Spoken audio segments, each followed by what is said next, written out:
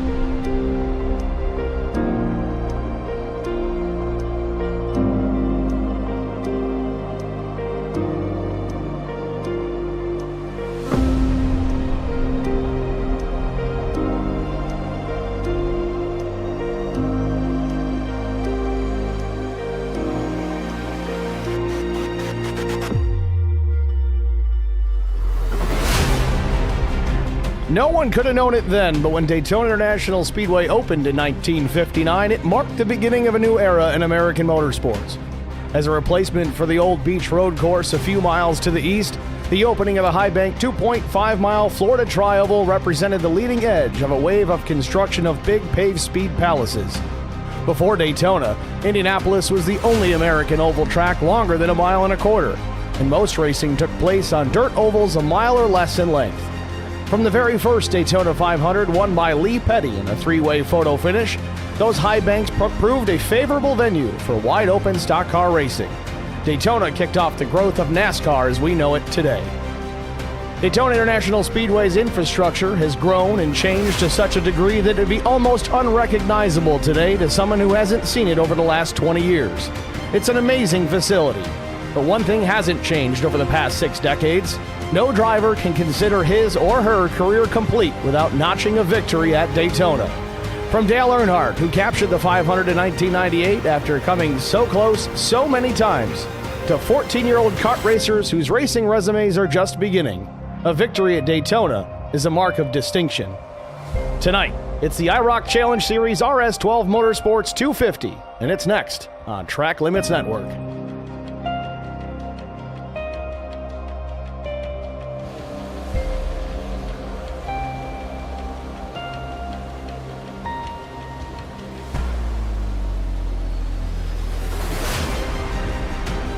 Good evening, everybody. Welcome to Daytona. Race 1, the RS12 Motorsports 250 IROC Challenge Series Season 10. Getting ready to get underway here. Let's look at the race details for tonight. 79-degree ambient temperature, 69% humidity, partly cloudy skies, almost no breeze, 1 mile per hour. How do they measure that? Race details, 100 laps, stage coming at lap 35. Tricky one here, no caution for this stage. It's just going to serve out some points on that lap. Whoever is leading will obviously win that stage, but no caution will be thrown. Fuel capacities tonight, 75%, 3 sets of tires available over the wall, plus the ones that they start on, 1 fast repair, and 3 attempts at a green-white checkered finish if necessary. Track temperature, 95 degrees Fahrenheit, nice and cool. Handling could still play a factor here tonight at the Speedway as this track ages. That does make a difference. Practice and qualifying in the books already. Warm-up session just about complete. Your fast times to this point. The 11, Zachary Cleek, then Chris Wally second, Brent Butler, Timmy Schofield, Brian McCann, your top 5.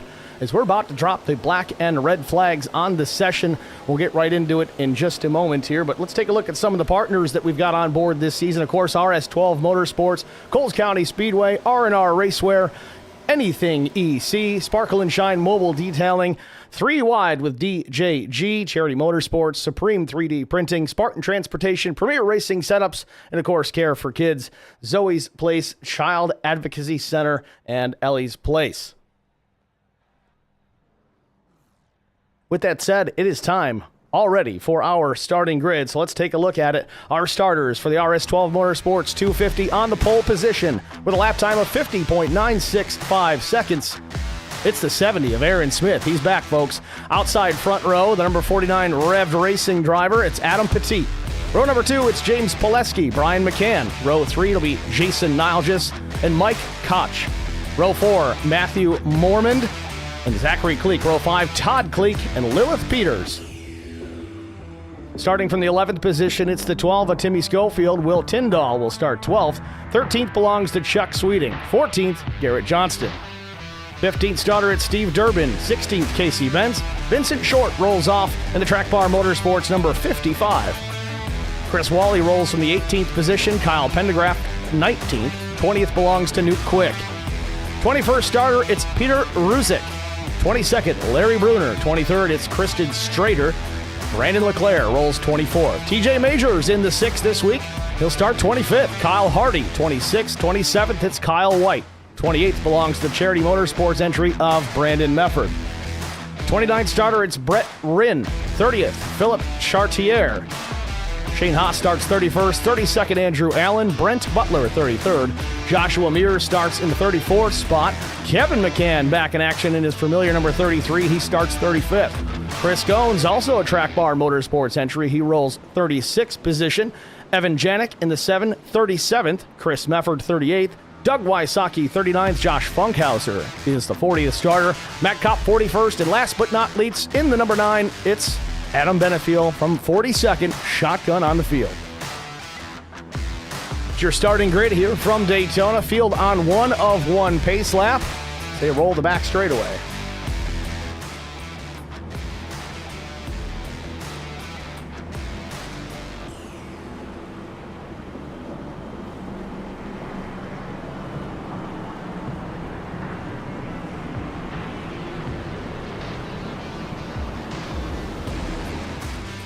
Stream chat is open. We got Vincent Short. One of the drivers is already in the IROC chat. Says good luck, everybody. Feel free to chime in and let us know who you're rooting for, where you're watching from. Just keep it PG for the kids.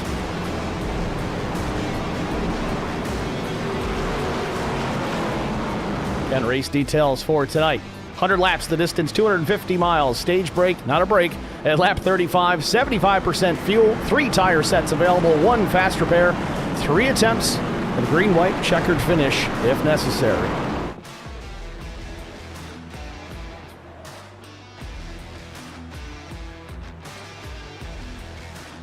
Pace car makes the left turn to head down pit lane. Aaron Smith, Adam Petit on the front row. The green flag is in the air.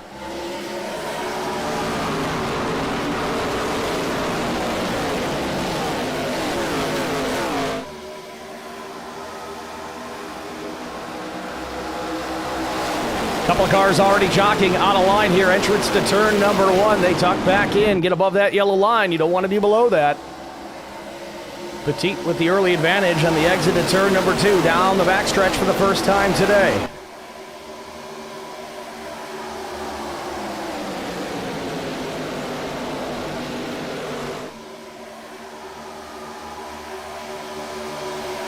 Field still coming up to speed. Aaron Smith jockeys back to the front of the field here. Was as low as 3rd into turn number 3. That's going to switch up a ton here tonight. There's a little bit of skill involved in this game here as far as drafting is concerned. A lot of strategies will be at play, but Petit now out in front, or Pettit for that matter. So Pettit leads. Brian McCann up to the second spot. Lilith Peters third. Already up 7 positions for the one.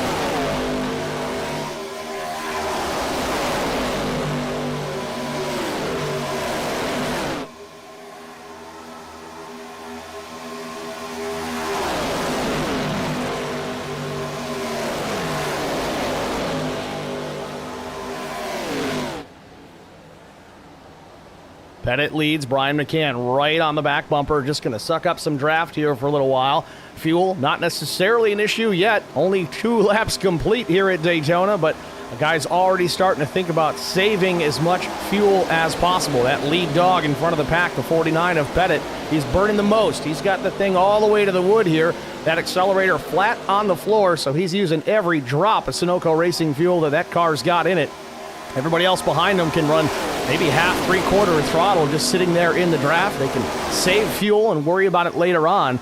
The pack has already split up pretty bad here. We may have had an incident early on in the running. Didn't catch a caution for it. Let's see if we can go back and look at it.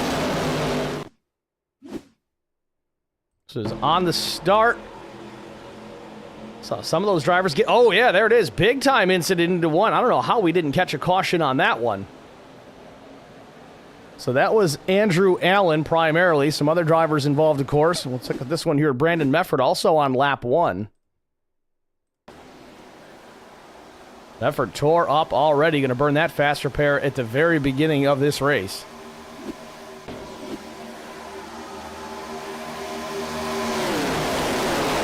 So Chartier a lap down to this point. Brandon Mefford down a couple. Still had to get that thing back to pit lane for the fast repair to be applied. We've got some chatters in both chats. Again, we are dual streaming here at Track Limits Network on the IROC TV channel on YouTube, also Track Limits Network on YouTube. On the HBR, well, it's the old HBR chat, Track Limits Network chat, Matt Milner says, let's go, Brandon. And we got, let's see, Shady Acres Broadcasting and Entertainment says, here we go, Kyle Hardy in the 35. Got Zorku over in the IROC chat, says, let's go, number 1.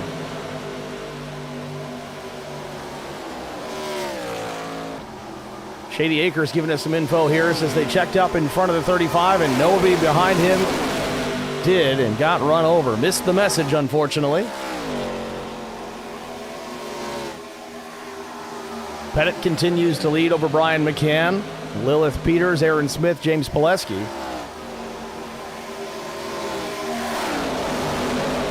Those of you new to the IROC series, if you remember way back when, the actual IROC series that ran with all kinds of drivers, could be IndyCar, NASCAR, drag racers, you name it. Even Steve Kinzer jumped in one of these at one point, back when they ran the Formula Firebirds and Trans Ams. You gotta go further back, they were running the Camaro IROCs. These cars painted up all reasonably the same. Different numbers, of course, different colors, but a bit of a throwback to the IROC series from back in the day. Kind of like that.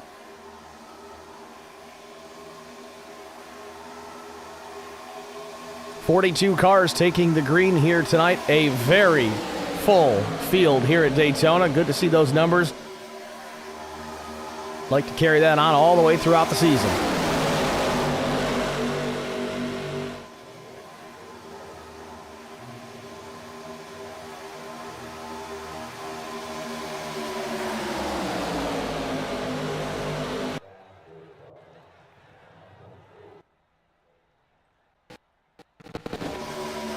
Little glitch there, that's okay. We got it fixed, don't panic. Pettit still out in front. Can still in line behind Lilith Peters. Not much has changed there in the top 5. On board with Brian McCann.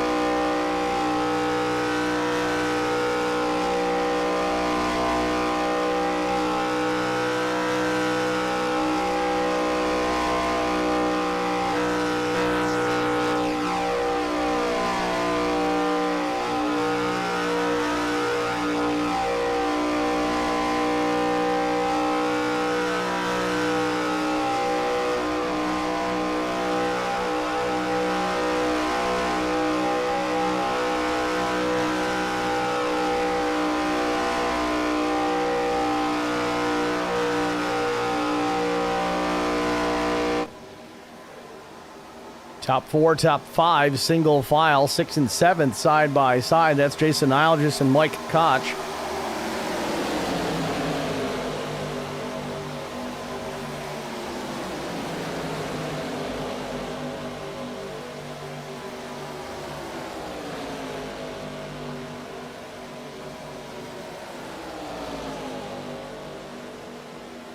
Watching Mike Mormon now in the 11th spot. That red number 60 machine in the outside lane, just to the outside of Todd Kleek.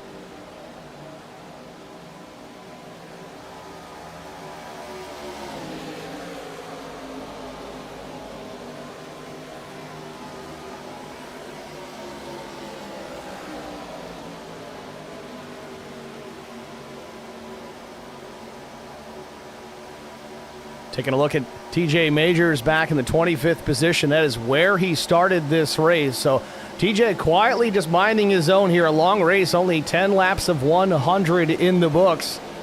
Got to take care of that race car, be around to finish this thing. You can't win it unless you're there.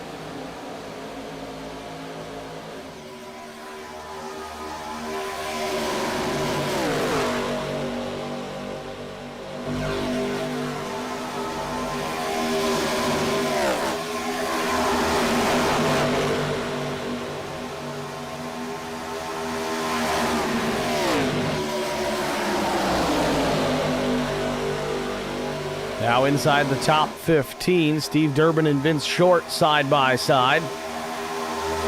Durbin in the number 99 machine, Short in the 55. Typically you'd see Vince run a 15, with that number occupied by Garrett Johnston this season.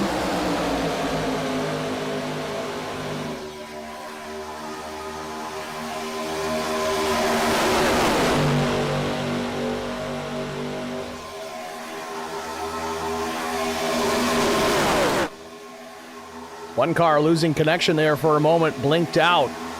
I make note of that strictly for the fact that that is a very dangerous situation, really at any racetrack, but more so here on the super speedways, because you're so closely packed up to the driver, to the left, to the right, to the front, the back, you name it. That car blinks out, disappears. It doesn't just automatically leave the session.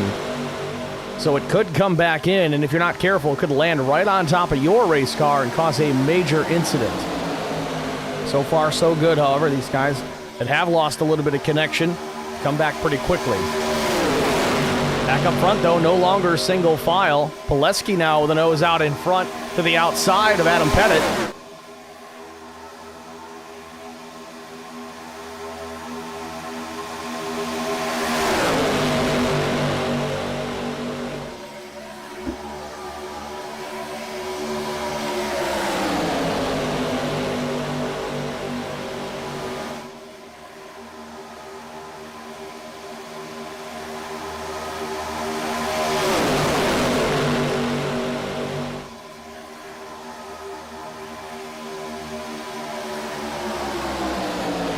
From that early checkup, field has been split apart pretty considerably here, but now Majors, Kyle White, Larry Bruner, they're all lined up here in a trio, but they may be starting to lose that draft. Now, not necessarily a huge issue. You're certainly at a far less risk running way back in the field, at least right now. If something crazy happens up in front of these guys, they've got plenty of time to react and avoid it.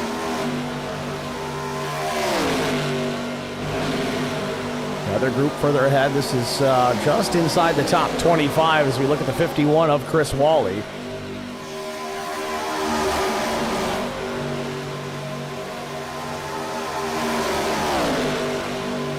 This group running single file as well. Again, early on, going to take care of these race cars.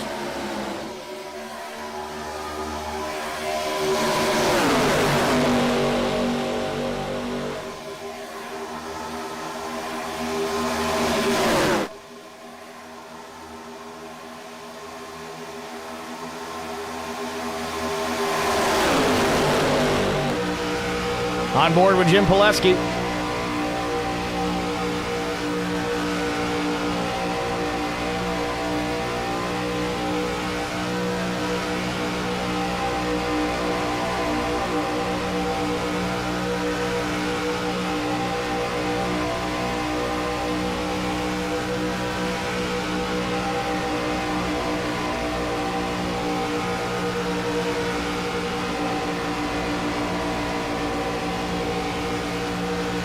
Pileski rolling around the outside here. He'll take the race lead.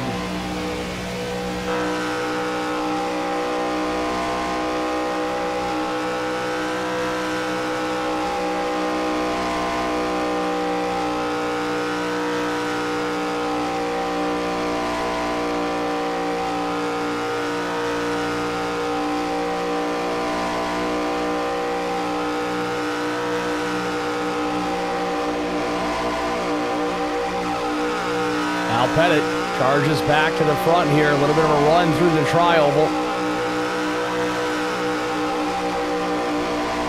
The guys are just trying to feel everybody out right now, see who they can work with, who they're comfortable around. I know there's been some practice races leading up to the start of this season. Guys certainly taking some mental notes as to who is a danger and who is not.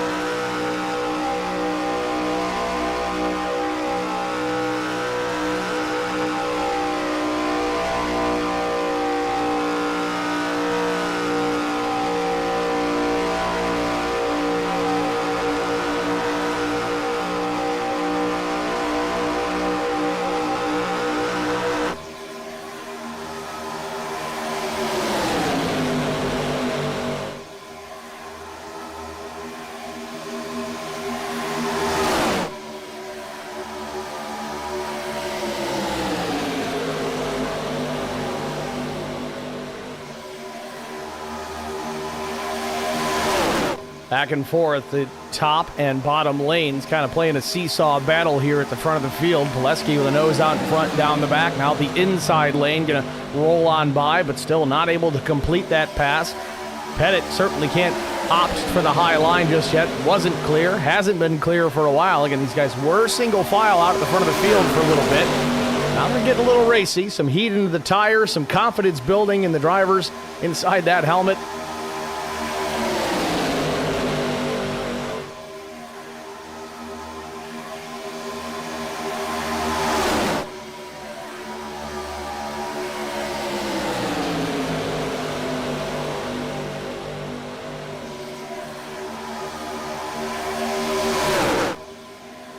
Some more names into the chat. Here we got Vintage Hiker. We got Alex Polak. It's over on the Track Limit side. Thanks for checking in, guys. Again, just a reminder, IROC TV and Track Limits Network channels on YouTube, both broadcasting this live. Dual streaming here at Track Limits as Pileski gets clear of Pettit, drops down to the bottom side of the racetrack. But help us out with that. Go ahead and click the like button on whatever stream you're watching, and then if you get a minute, swing over to the other channel and do the same. It helps us here at the network, and it also helps out the league on IROC TV. They can certainly use those numbers as everybody can. So do them a favor. It's free to do, and it makes a bigger difference than you realize.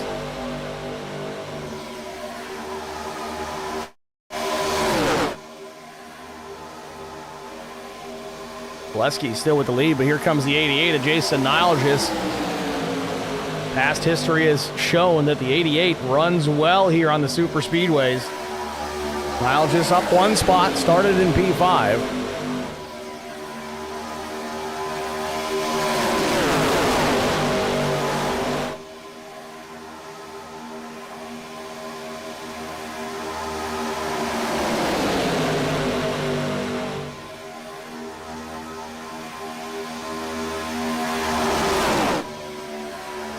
Lap 20 on the board, just about 15 shy of our stage. Again, reminder to those of you just joining us, there is one stage, but there's going to be no caution for it. They'll just continue on, keep running, they'll pay out some points, and the race continues.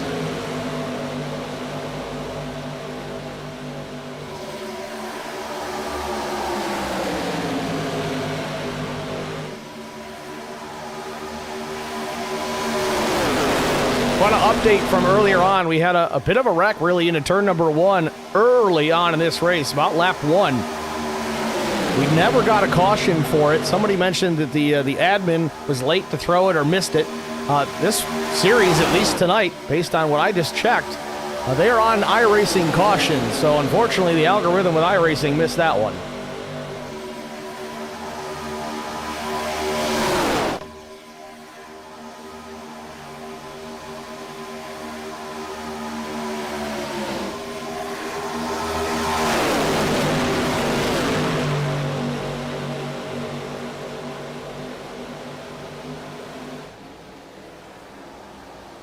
Want to give a call quickly here to Garrett Johnston in the number 15 machine. He is up 9, now 11 positions into P3. That's the 15, the green machine to the outside.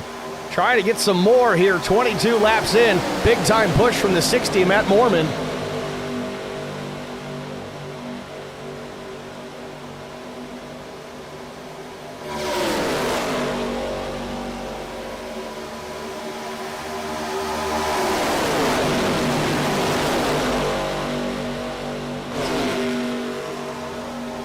Field starting to get bunched back up, however, mostly single file now to the inside lane. A couple of interlopers on the outside, 4 cars making up the high side of the racetrack, but you see they are losing touch of the rest of these leaders quickly.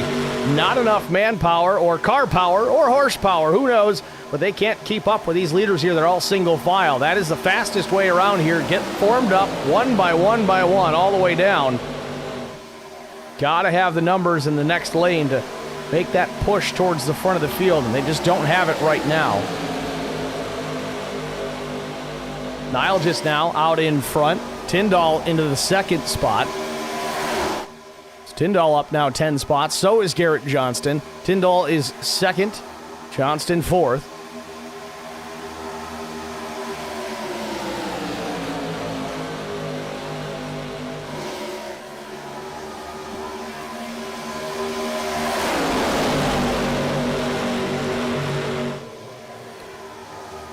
Another check of the chat here. Shady Acres Broadcasting Entertainment. It says, enjoying the broadcast, my friend. Well, I certainly appreciate that. Glad you're here watching. I don't know if I've got this set up, but if you want to drop a link to the Shady Acres Broadcasting and Entertainment, feel free to do so I can follow it later on.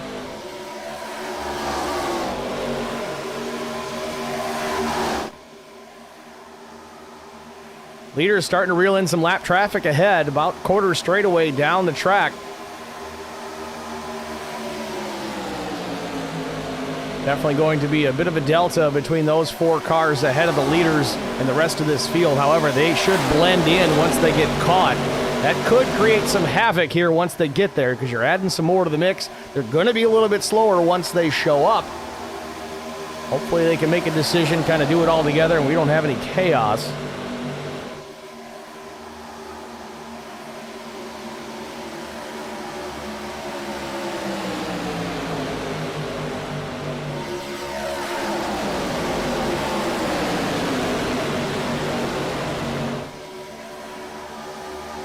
Some drivers on pit road, Chris Mefford and the like, Gones, Mears, Hardy, and others coming to pit lane. On the 46 of Chris Mefford, way past his pit box. Luckily, they can ghost through other cars, so he just backs it up into the stall. He'll get this thing done here, but he's going to lose a ton of track position and only... Man, I don't know if he's going to have a drafting partner when he gets back out. That's going to be something to keep a close eye on. Meanwhile, Chris Goins completes his pit service. He's going to head on back out. And we have more of our leaders now going to come down and pit. So green flag stops, 26 laps in here at Daytona. A lot of drivers on pit road.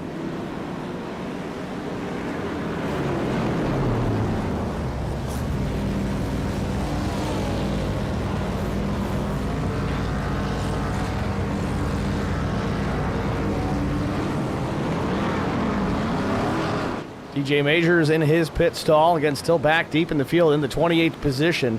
Majors still waiting. And he heads back out. 12.53 seconds. Don't know if the right side of that car went up in the air or not.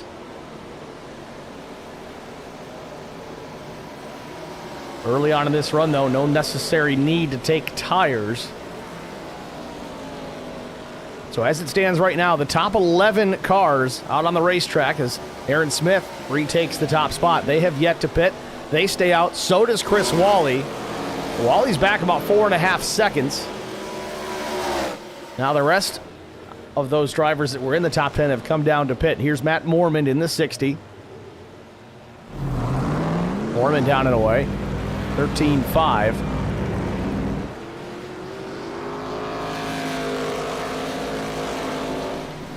Larry Bruner now into his pit stall.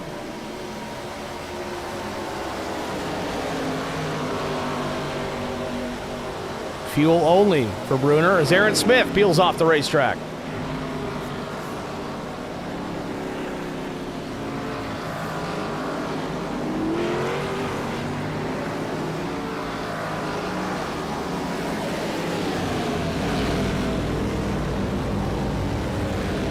Aaron Smith into that number 1 pit stall. His benefit for being on the pole position here tonight. Right side tire change for the 70 machine. Does it go with 4 here? Doesn't really have a whole lot of help. It's right sides only for Aaron Smith. 12.85 seconds. He's down and away. Heads back out onto the racetrack. Chris Wally was in behind. Now he's leaving. 13:27 the time in his pit box.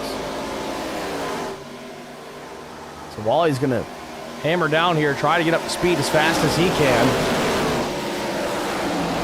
See the field flashing by on the banking here in Daytona. Wally's got to stay down there until you can get to that blend line, that blue line on the exit of turn number 2. There it is. Now he can move his way up. Got to pay attention though. Look at that relative. Still some cars coming. Should be able to blend in here behind, I think that's the 23 machine. That's Shane Haas. Brandon Leclerc not too far back in the number 21.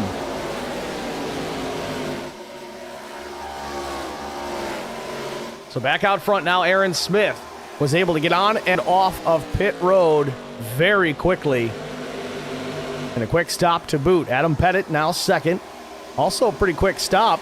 And as soon as I say that, Tyndall's going to go to the outside and take second away. Not close enough to cut down and get in front of the 49, but these guys are going to reel in Aaron Smith right now here on the back straightaway. They're all drafting, packed up. Aaron Smith's going to keep it on the bottom. It's going to really slow that inside lane. The outside's going to flash on by. Tyndall off the nose of Jason Nilgis. Nilgis pushes him right into turn number 3. Thinking about going to the bottom, but Tyndall keeps moving down. Doesn't want to give up that number 1 position.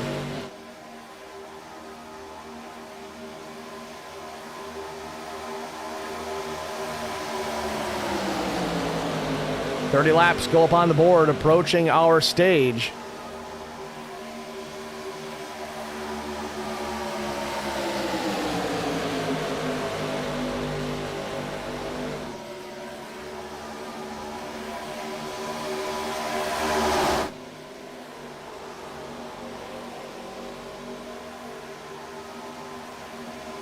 Currently 30 cars still on the lead lap. First one lap down. It's the 81 of Josh Funkhauser.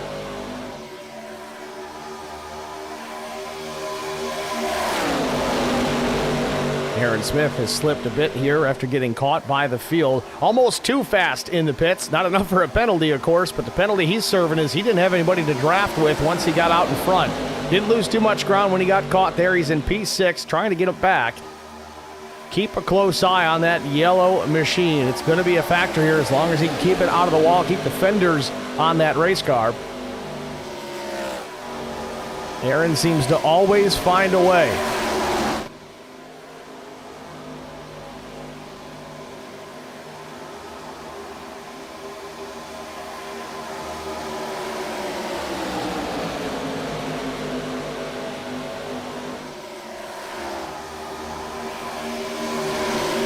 Andrew Allen, the number 96 machine. Not on the lead lap here. Trying to get drafting in here. Trying to get tucked into this pack. Runs in the 38th position. I want to give an update here about Philip Chartier. Hopefully I'm saying that right. Some new names in the series this season. Has yet to rejoin the race. I think he's heading back out now. There he goes. Shown dead last on the field. Ken Phillip was involved in that first lap crash. Either chose not to use the fast repair or forgot to check it. Either way, he spent some time in the pits.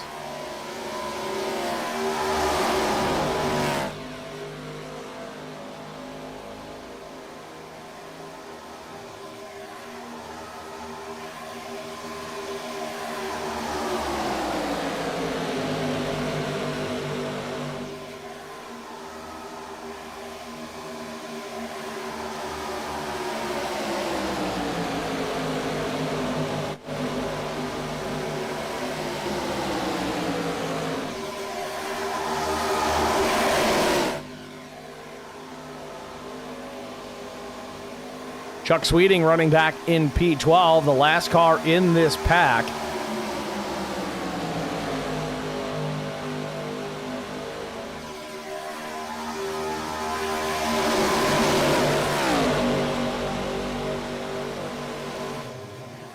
Kyle Pendergraph in the number 14. Black and red machine.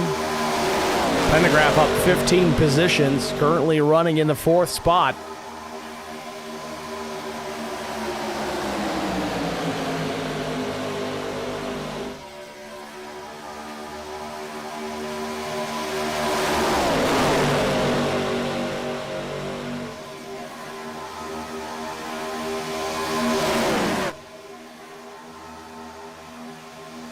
Tyndall still leads here, going to take lap 35 in just a moment. At the end of 35, that is going to be the end of our stage. Again, no caution will be thrown for the stage break. We're going to continue racing, which especially for places like Daytona, Talladega, kind of like to see that. Green flag pit stops kind of separate the field. A little less congested throughout the 2.5 miles here in Daytona.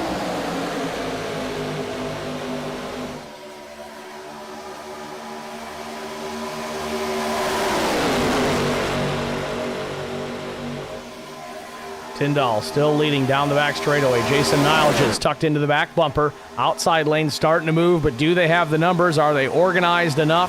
Do they have enough energy to make a challenge here on a turn 4 and beat the 62 to the line for these points? It does not look like that's going to happen. Caution. Caution is out. That will be the stage. A very, very difficult official this week, so make sure we're minding our P's and Q's.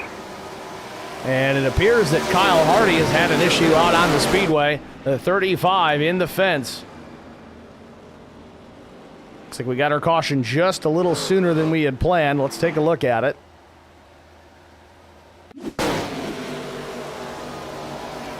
Oh, gets hooked. I don't think it was an intentional hook. I just think it was a poorly timed push. A couple of drivers getting caught up in this.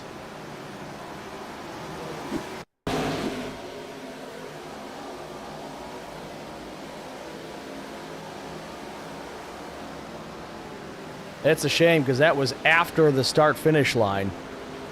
Oh, man, the 44 comes in hot.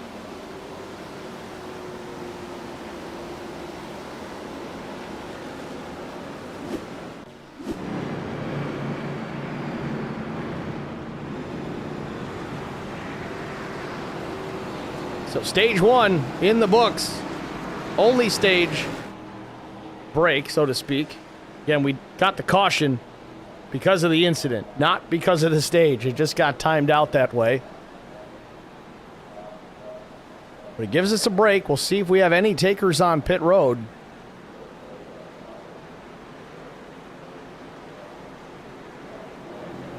Looks like we've got a few, and Will Tyndall's going to be one of them. Nilgis, Pileski, Pendergraph, Bentz. Very big chunk of drivers going to come down all the way down to P16, 17, and more. Will they take tires this time, or is it just another top off of fuel?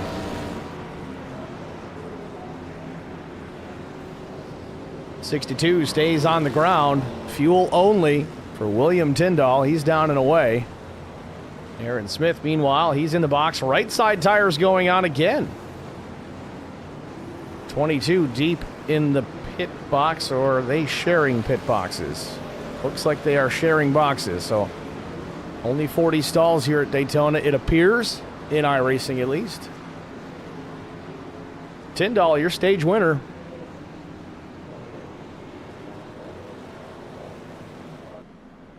Take another moment here to thank the sponsors and partners of the IROC Challenge Series.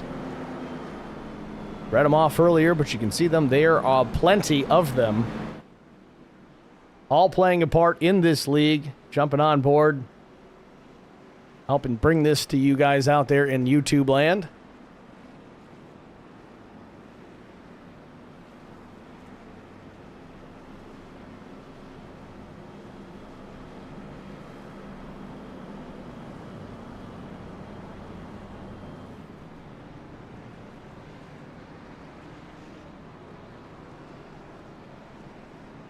So Tyndall still shown as the race leader. It's on and off of pit road under caution. Maintains his top spot.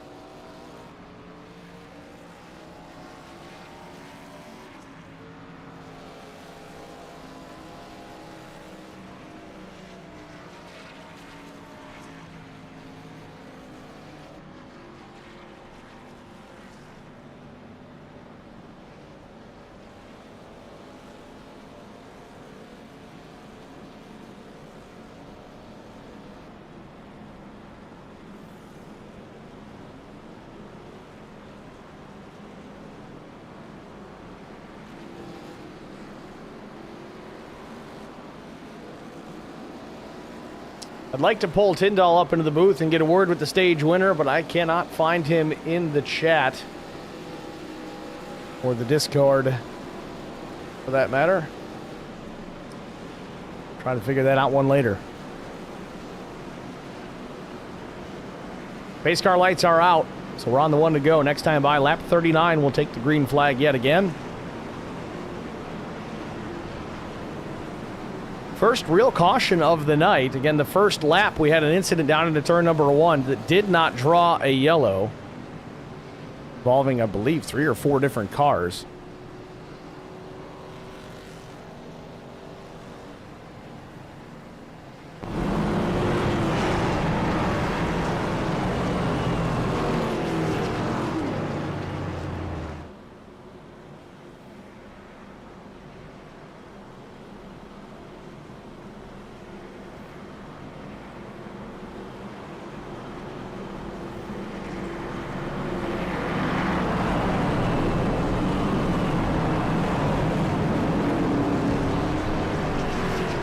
So we'll set the tone for you as we get ready for the restart. Front row is going to be Tyndall and Nilgis, Jim Pileski and Casey Bentz, row 2.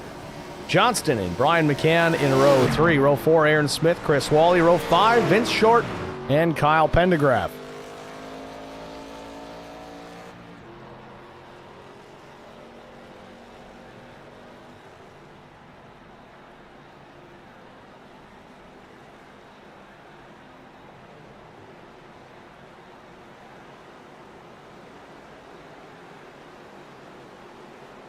Pace car heads to pit lane. Barney the flagman with the green in hand. Green flag. Fires off his Tyndall, and we're back racing from Daytona.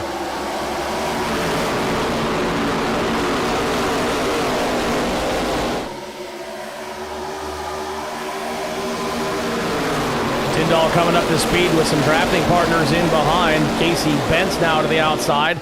Not a ton of help there in the top lane. You got the 15 of Garrett Johnston and then Aaron Smith as well, but really only 3 cars close enough to do anything. Here comes the 55 of Vincent Short. Keep an eye on Short. He runs these super speedways well also. Bentz now to the race lead, heading down into turn number 3. Locks it down in front of the 15 of Johnston.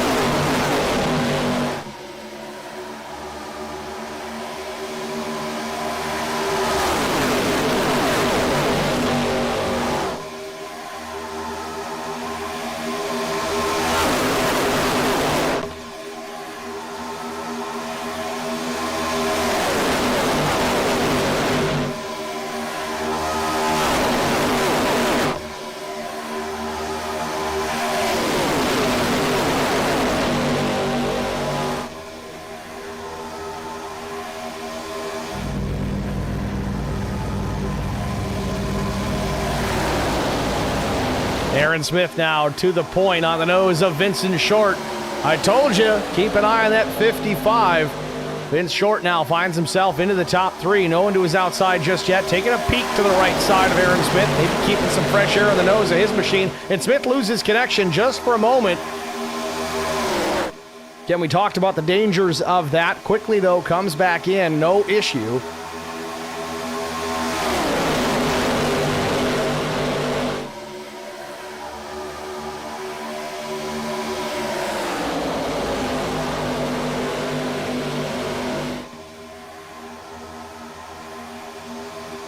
42 laps go up on the board here at Daytona International Speedway. Aaron Smith leads Vincent Short, Casey Bentz, Garrett Johnston, and Adam Pettit. We're going to step aside, get a track limit side-by-side break out of the way. Stay with us. We'll be back after this.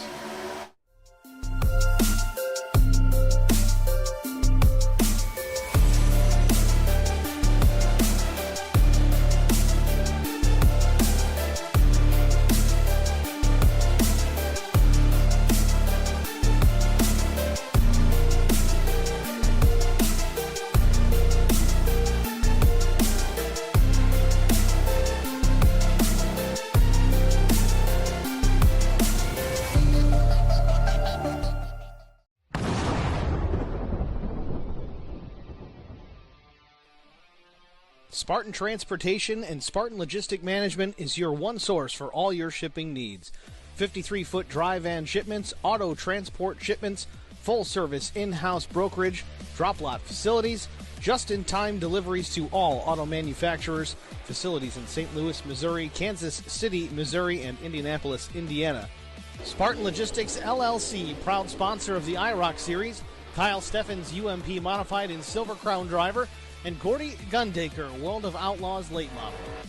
Visit us at spartan-logistics.net or find us on Facebook.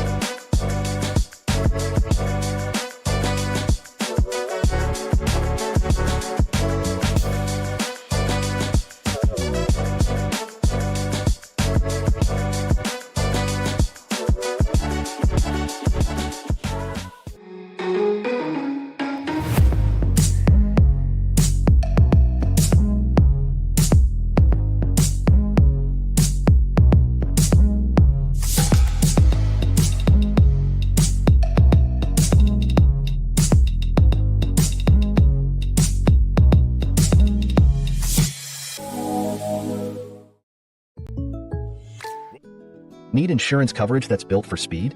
Frank Yea's office in South Charleston has your back. Whether you're blazing down the highway, protecting the home you've built, or setting up a legacy for your family, we've got the coverage you need. Auto, home, life, fast, simple, and made for you. Scan the QR code on your screen now to explore all our services and start a free quote today. Lock it in, save it for later, or call us at 304-744-7700 to get started.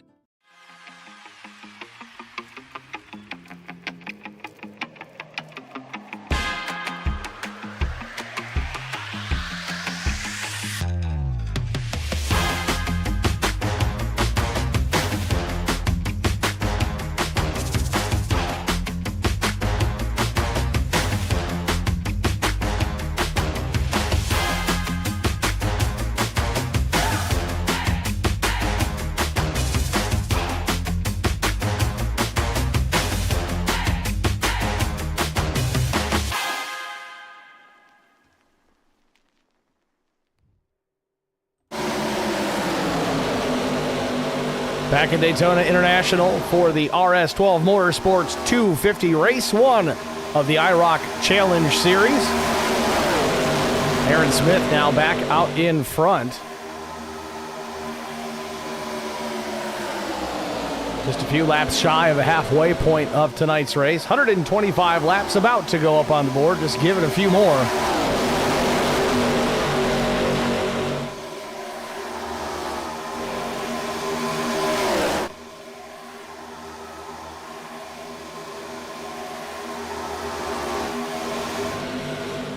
Aaron Smith again, a little connection issue as Vincent Short runs in the tire tracks of the 70 machine. Vince still hanging tough there with Aaron. Casey Bentz runs third. Now to the outside, the 60 of Matthew Mormond. TJ Majors quietly working his way up into the top 5 alongside Adam Pettit, number 49 machine.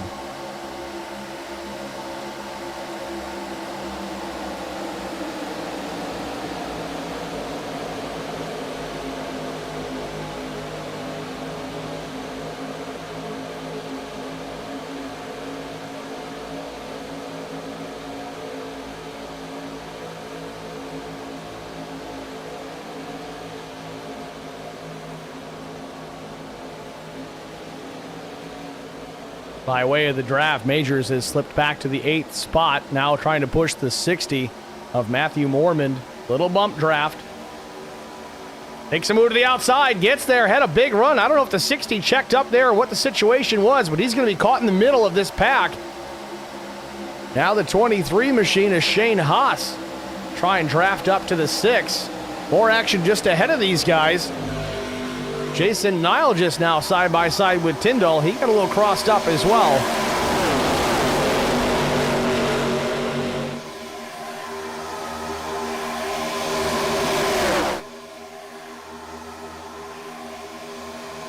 Majors now making a move again. Big time run into 3. Really nowhere to go, but he goes to the top of the racetrack. Almost touches the wall. 3 wide, middle of 3 and 4. TJ Majors, time to go. 3 wide, 3 rows, deep in trouble behind. The 34 is around. Quickly tell me about your car if you can.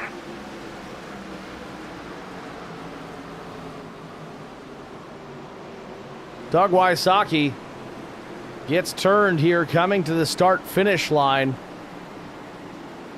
We'll be over halfway as the field gets back around.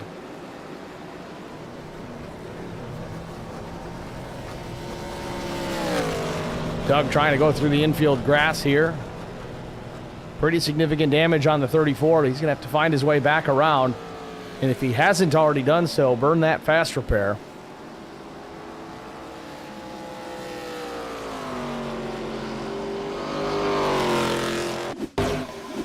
Take a look at it again. Gonna back this one up and slow it down. Maybe we'll change the camera angle here, see if we can get a better look at this. 34 down low. A couple cars actually getting the outside wall here, exit at turn 4, and I think it kind of forced some guys to make abrupt changes in lane. 26 comes down because he saw the 19 up in the wall, and that's where he makes contact with Doug.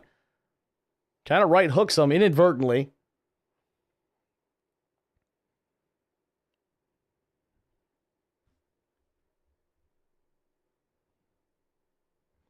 This 99 machine of Durbin's going to get a piece of it as well. Now, Durbin scraped the wall out of 4 as well, but doesn't look like his car sustained too much damage. Wysocki really got the brunt of that. I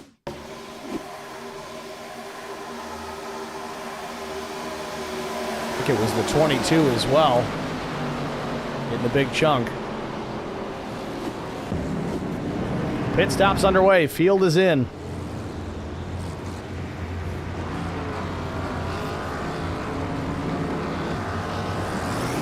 Aaron Smith, another quick stop, 7.5 seconds, gas and go.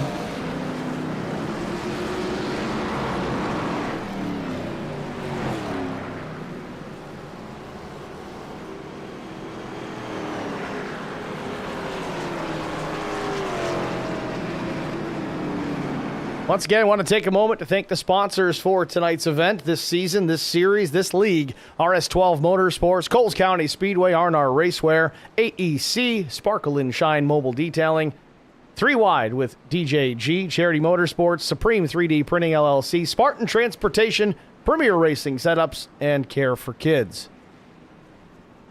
Taking a look at the schedule, moving on to next week, August the 18th, the 3 Wide with DJG 175. That'll be at Rockingham Speedway. 175 laps.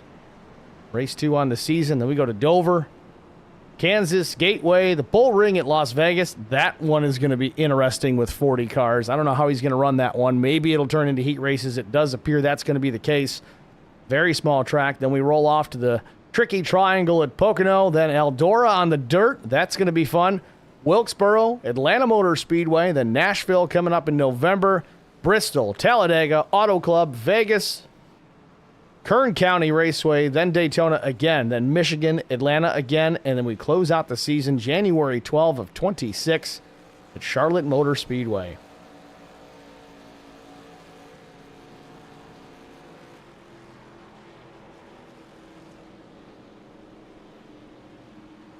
Steve Durbin heading to pit lane again.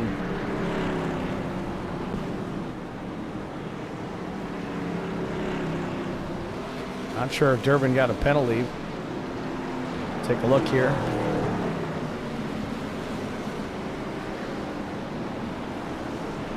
No, he's going to make this stop a little late.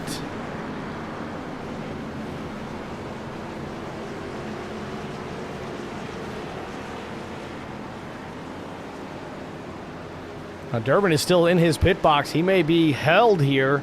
So maybe this was a combination. I don't know if he knew he had a penalty to serve, so he might as well put on 4 tires. Either way, Durbin now in the pits. Clock continues to tick.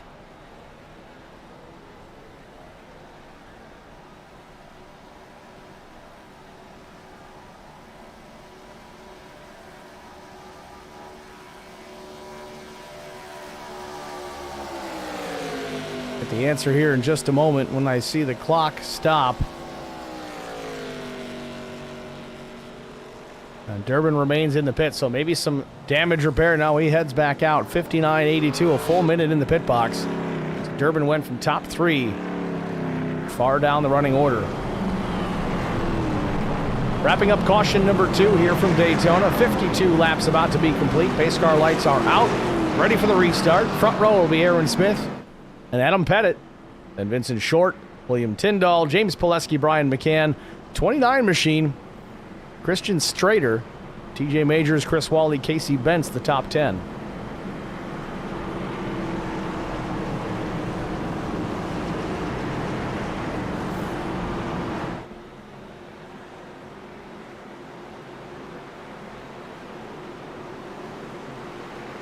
Pace car heads to pit road.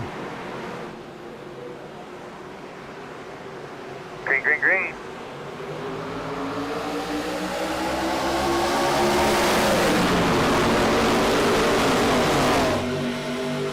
Aaron Smith out with a good jump on the restart. It's going to be quickly evaporated as the field starts to draft up on back to the 70 machine. Now outside lane, pushing to the 49 goes around. Big time trouble, turns 1 and 2. Cars wrecking all over the place. Yeah, this is going to wind up a big one.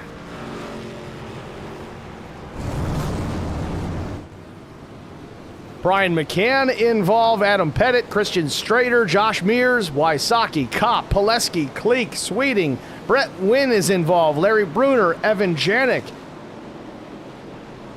The big one just past halfway here at Daytona, and I think Brian McCann, yep, he is going to need a tow truck to head back to pit lane. So caution number 3, and it's a big one here at Daytona.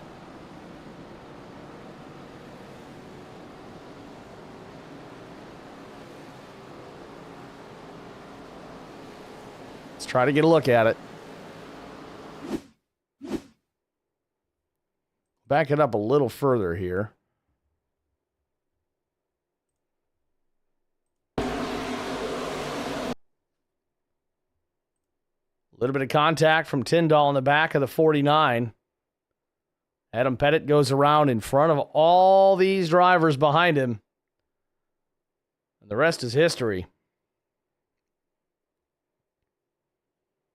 Brian McCann riding the wall just a bit. Will clear the 93.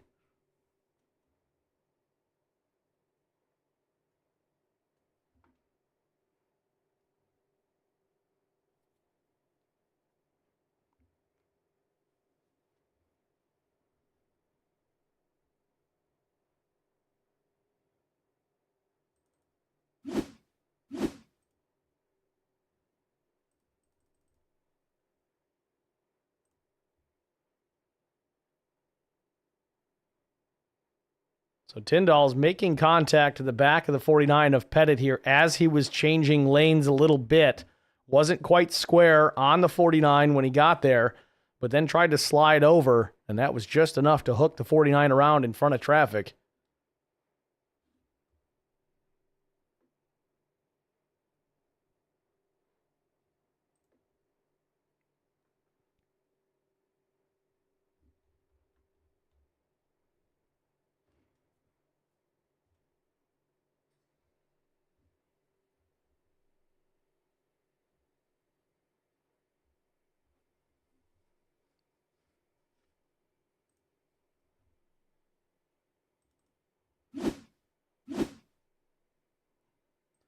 We'll watch this from Brian McCann's perspective live in real time.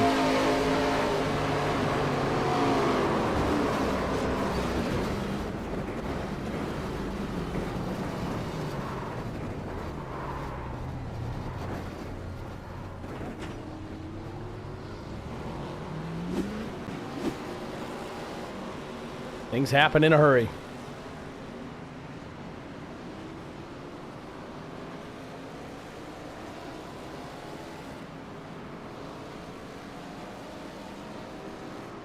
Got Zach Mears in the chat, says 36, what a save without contact. Well, let's go look at it. Watch the 36 here, rolling into this wreck.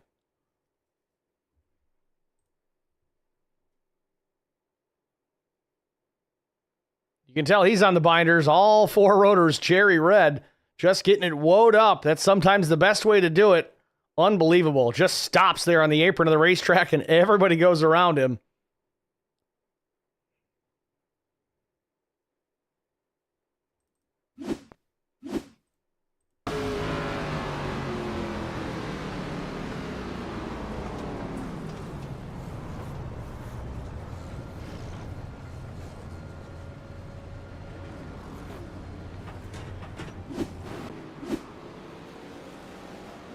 So Mears shown back in the 23rd spot.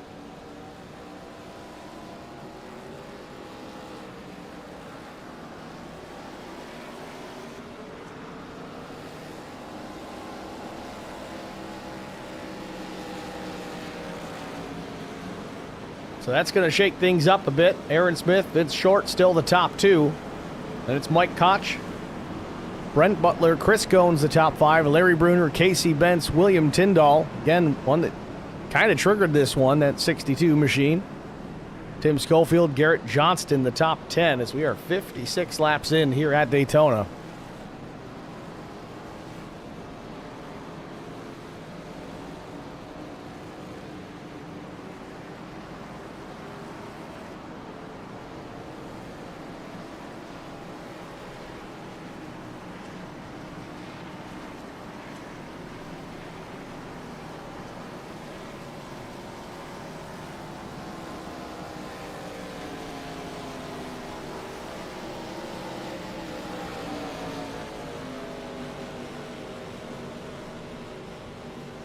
Officially only one driver out of this race to this point. That's the number 35 of Kyle Hardy.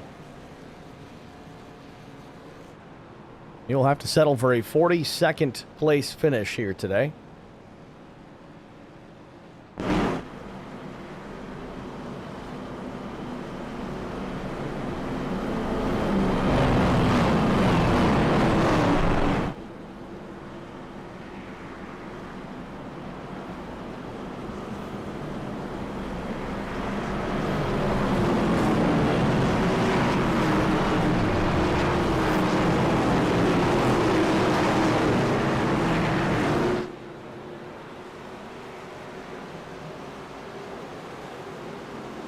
Pace car heads to pit lane. Green flag about to go back in the air. There it is. We're racing yet again here from Daytona.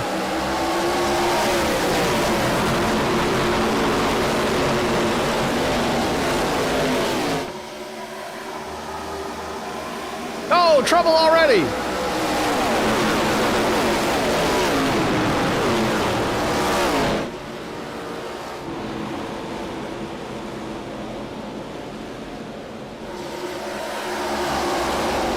Trying to find who it was that spun off the racetrack. I think Matt Kopp may have been the one. Let's go back, take a look at the replay. Nope, Kopp was just leaving the pits. Maybe it was Kevin McCann. Kevin McCann in the 33. They got jumbled up on the inside. It was bumper, bumper, bumper. And there it is. Kevin McCann and the 21 is going to make some contact, just a kiss to the inside safer barrier. That's Brandon Leclerc in the number 21 machine. Does not trigger a caution, though, so these guys are going to need to work together a little bit here and draft their way back.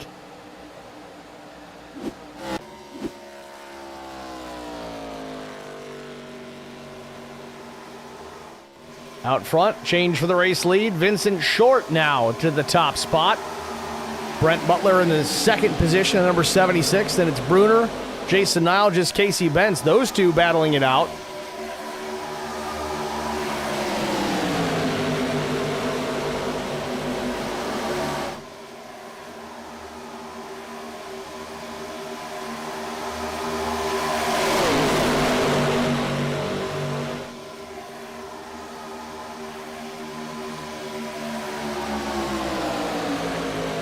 And don't look now. TJ Majors already back up into the top 6 after being involved in the previous caution. Not sure if he had to burn a fast repair, if he got through that one reasonably unscathed.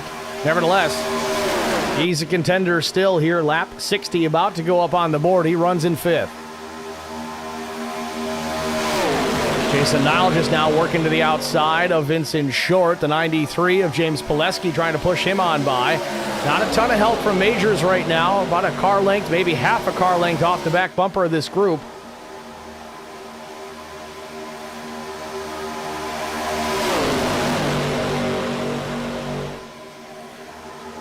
Nile just now cleanly out in front. Pileski sticking with him.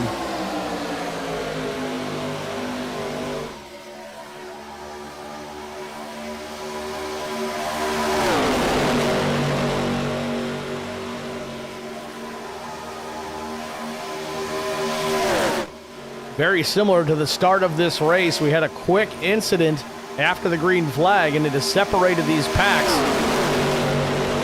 About half a straightaway from the lead pack to the non-leading pack.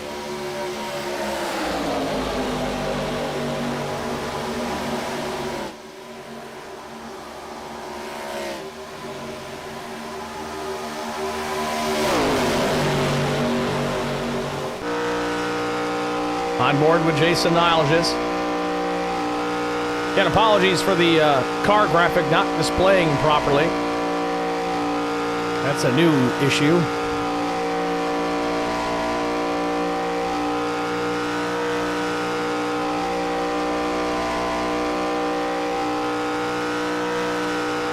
Nilges, though, on the high lane, has taken charge.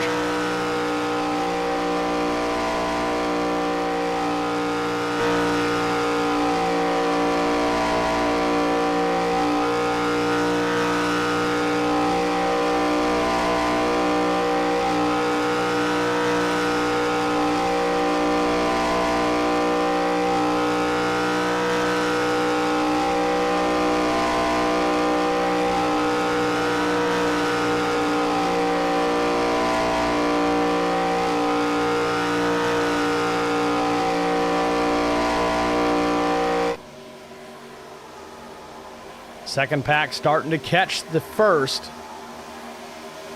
They can get lined up single file. They'll get there faster. Contact behind. The 38 hangs onto it miraculously. Chris Goins. Oh, but there's trouble behind him. Still no caution.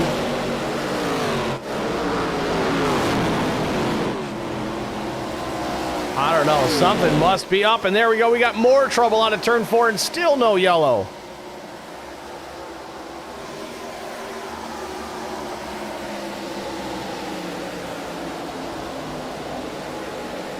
All in all, it seemed we had 5, 6, 7, 8 cars all involved in something there in the middle of 3 and 4.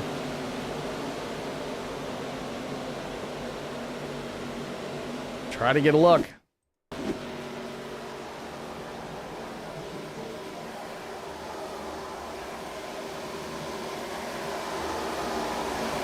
Those drivers all did spin down off the racetrack, so maybe that's why we didn't get a yellow.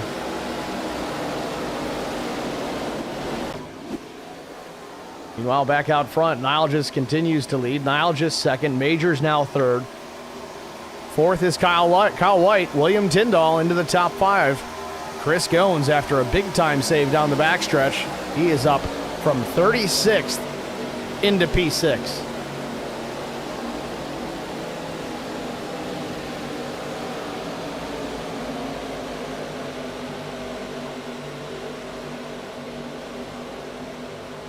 Nilges throwing the block on the 93 of Jim Pileski. Now William Tyndall up into P3. Here comes Chris Goins into 4th. Majors down to the bottom of the racetrack. He maintains 5th for now with the 22. Working to the outside, though not a lead lap car. 22 is Matt Kopp. He's shown in 38th.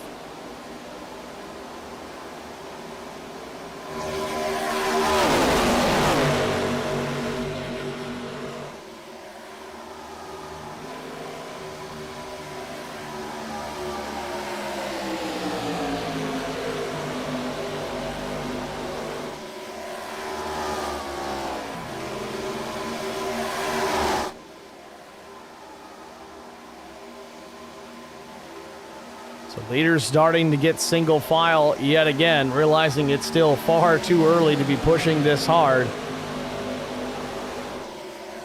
Faster pairs starting to dwindle for some of these drivers. Again, only one allotted for this race. And here comes Aaron Smith. Smith's going to go down a lap.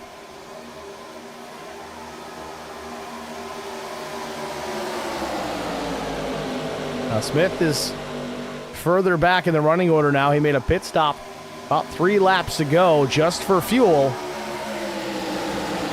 I still would not count him out. He has shown over the years he is very good at the strategy game, not to mention he is lightning fast. Runs 28th now.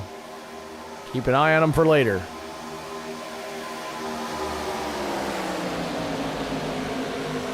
'44 Larry Bruner now down a lap.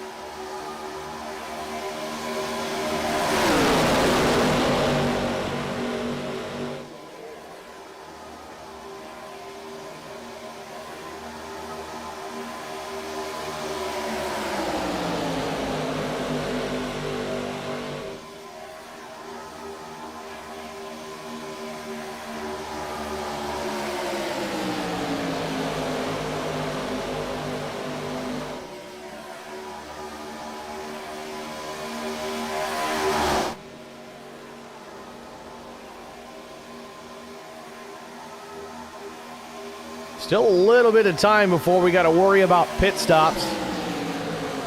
Last pit for a lot of these drivers was between lap 50, lap 54. You got to remember, they made about 25 to 26 laps on a full tank of fuel before guys started to peel off under green flag conditions. Could explain the single file we're starting to see, as it's not quite there, but it's getting close, and it's better to be early than late on that. Don't want to get stuck on the outside and unable to get to pit lane when it's time.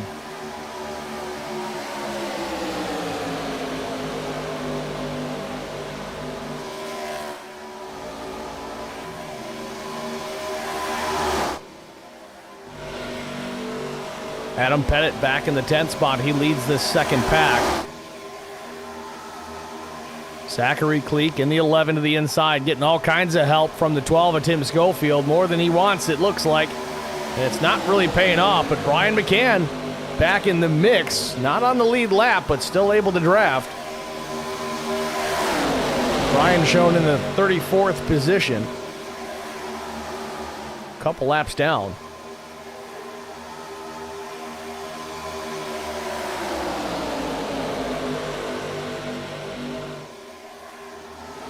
'26 cars still on the lead lap. McCann, like I said, 34th, 2 laps behind.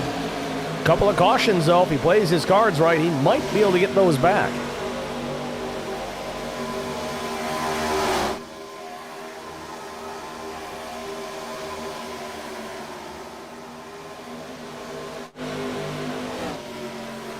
Back out front. Niall just continues to show his prowess here on the Super Speedway. Pileski second, Tyndall, Gones, and White the top 5. Then it's TJ Majors, the 46 of Chris Mefford, Vincent Short, Brent Butler, and Adam Pettit in the top 10. Pettit able to stay on the lead lap, still in contention after that wreck.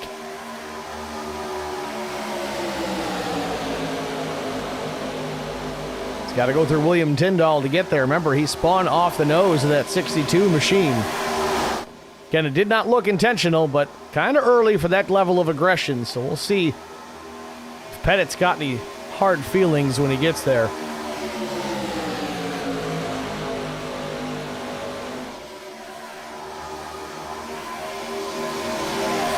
$70 laps in here at Daytona. We're going to take one more final break, our side-by-side, so you won't miss a moment of the action. But stay with us. We'll be back after this.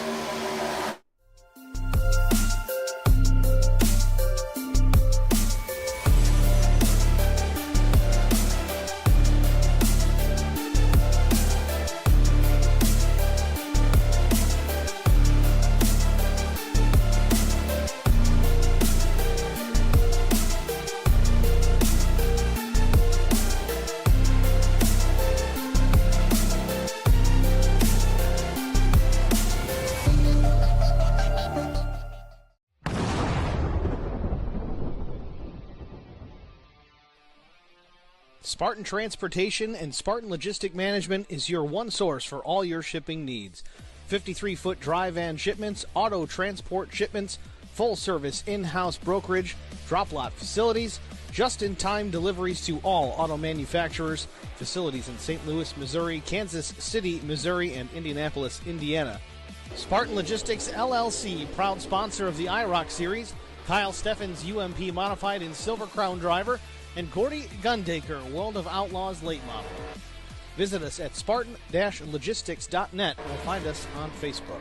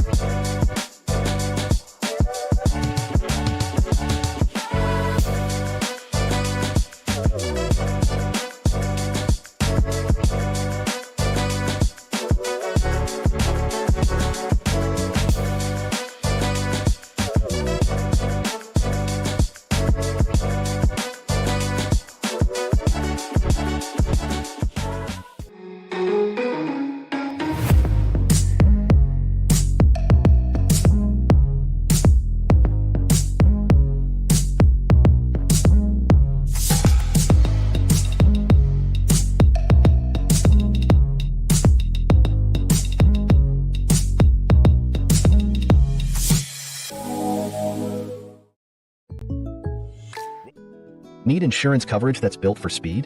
Frank Yea's office in South Charleston has your back.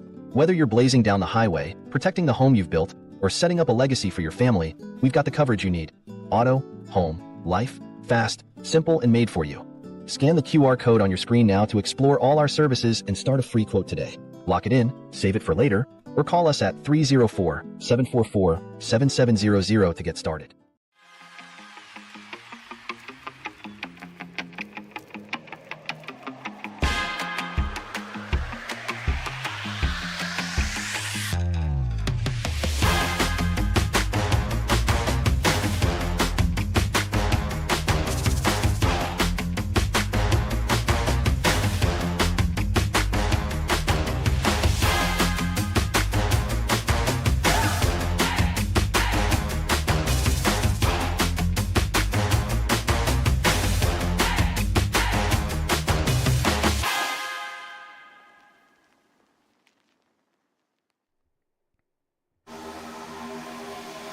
Back at Daytona International Speedway, Race 1 of the IROC Challenge Series Season 10.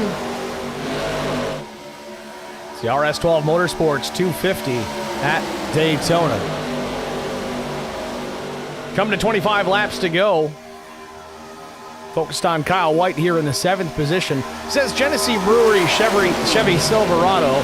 I know they're not running trucks, and I know they don't have their sponsors on board, but I want to make note of it. That's right in Rochester. That's where I'm at right now. So cool to see some local guys, at least to me, running this series.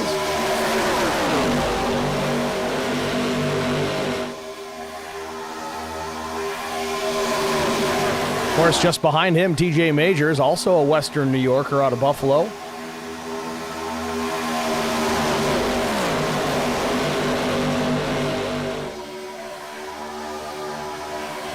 But with 25 laps to go, Nile just still leads. James Pileski, William Tyndall, Chris Goins, and Vincent Short. Some super speedway talents here at the front of the field.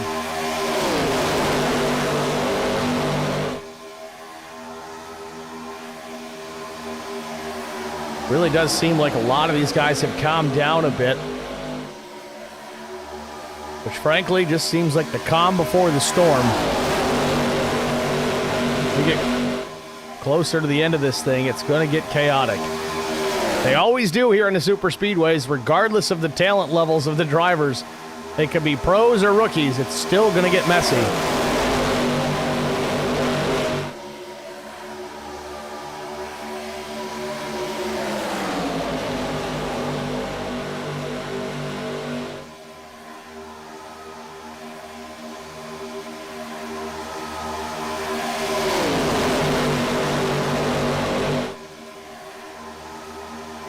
Aaron Smith still in the mix there in the outside lane, though he is not a lead lap machine. He is the first car one lap down in 26th position.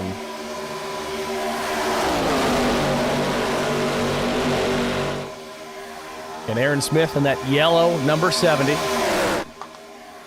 If we catch another caution, though, he'll be back in the mix, which is going to be trouble for the rest of this field. As long as he keeps the fenders on that thing, he's going to be a threat until the checkered flag flies.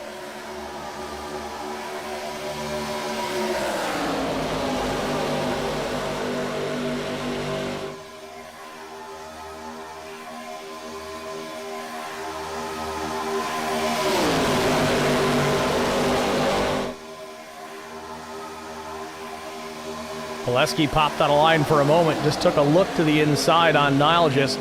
Not sure if that's a fresh air thing, trying to keep some cool air into the radiator of that machine, or if he's just trying to get into the mirrors of the 88.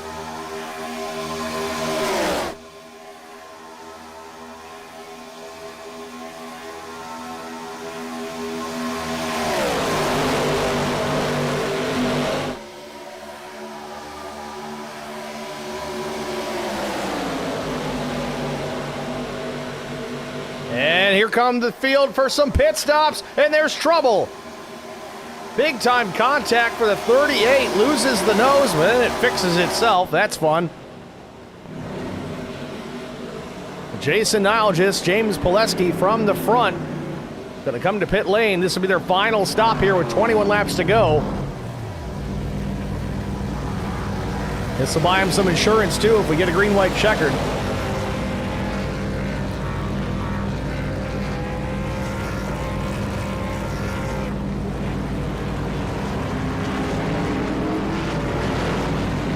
Quick pit stops here. This is more about the fuel than anything else.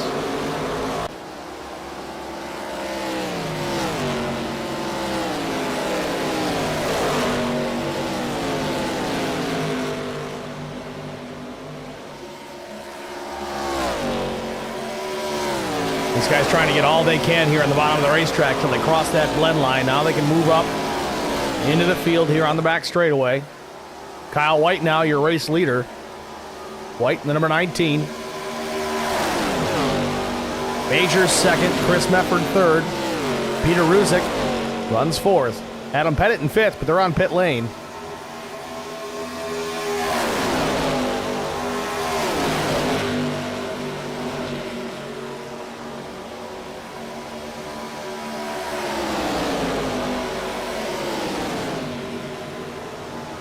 Caution. And we got a yellow. Whenever you can, but doing a really good job. Tell me about your race car when you can. Adam Pettit may have been involved in this. Let's get a look.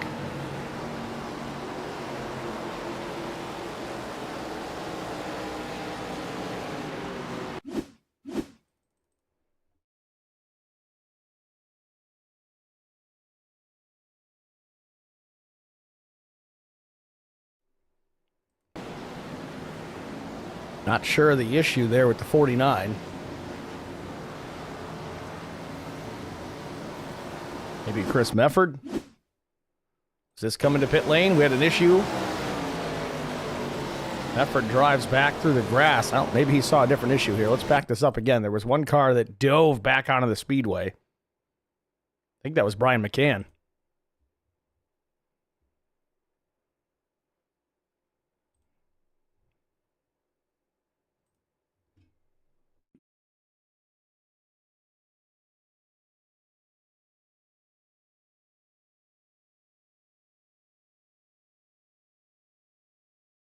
A little bit of smoke up ahead. Still not sure who it was that's triggered this caution.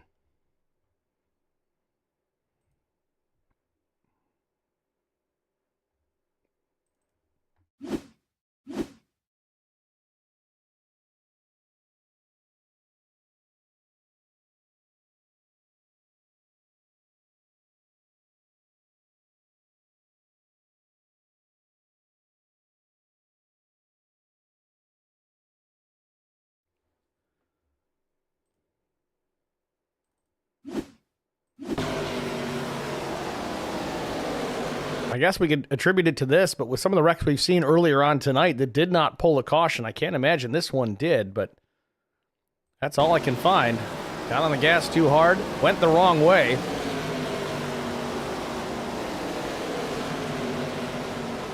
Looks like Pettit was using the endurance pit out and not the Cup Series or oval track pit out.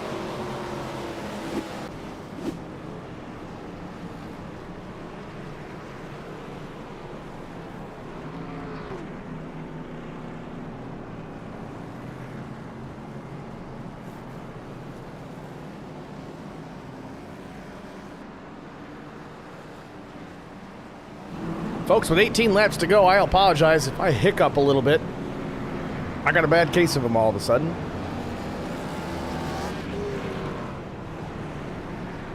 Trying to use that cough button as much as I can.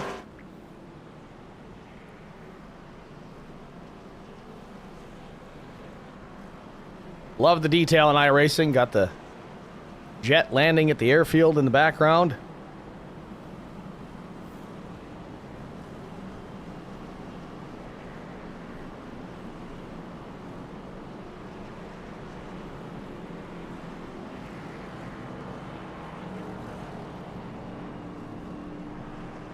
So we got Zorku in the IROC chat. Says, if the 49 slipping was a caution, why wasn't the opening wreck? Or the two cars spinning out of control out of three? So iRacing cautions are turned on. So they're generated by an algorithm.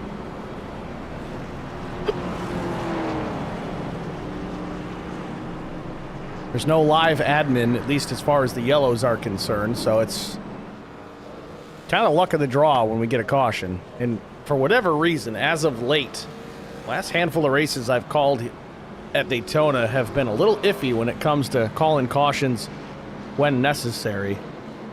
Again, we had that big wreck in turn number 1 to start the race. That didn't draw yellow.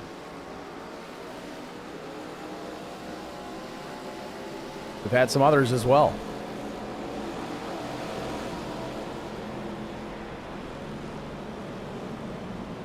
Trying to make it realistic, I guess. We see a lot of the same stuff happen in NASCAR where caution on lap 5 isn't a caution with 5 to go.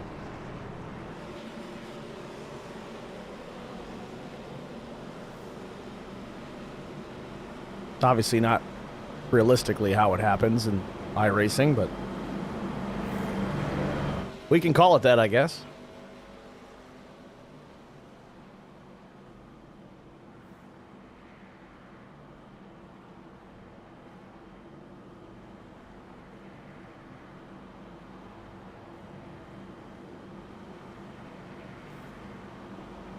Lights have been extinguished on the iRacing pace car, so we're going to get the restart with 16 to go. Front row is going to be Casey Bentz and Zachary Kleek.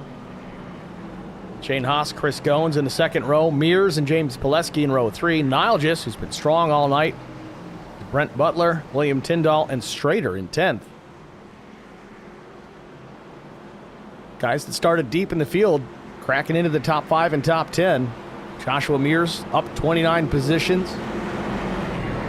Butler up 25. Chris Goins up 32.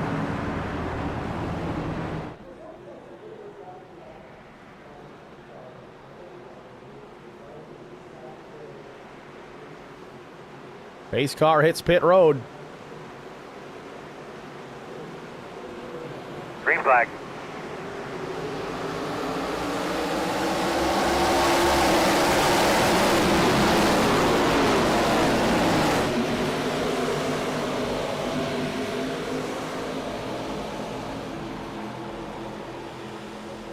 Oh, a slow car to the outside. We got trouble.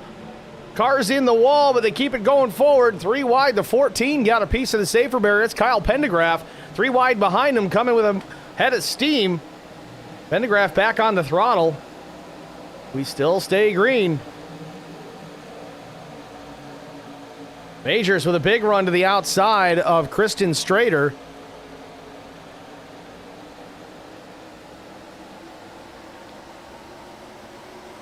Chris Goins to the lead. First time out in front tonight.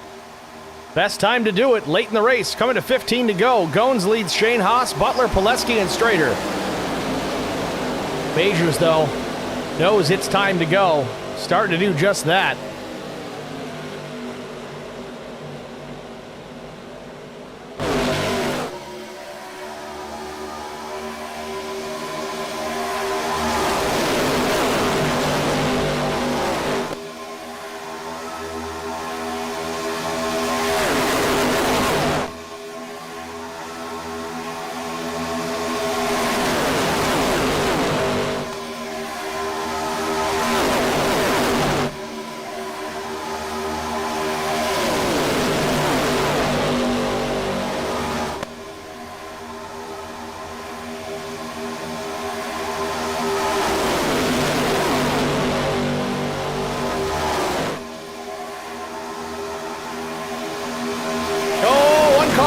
almost coming up into the pack. That was a close call.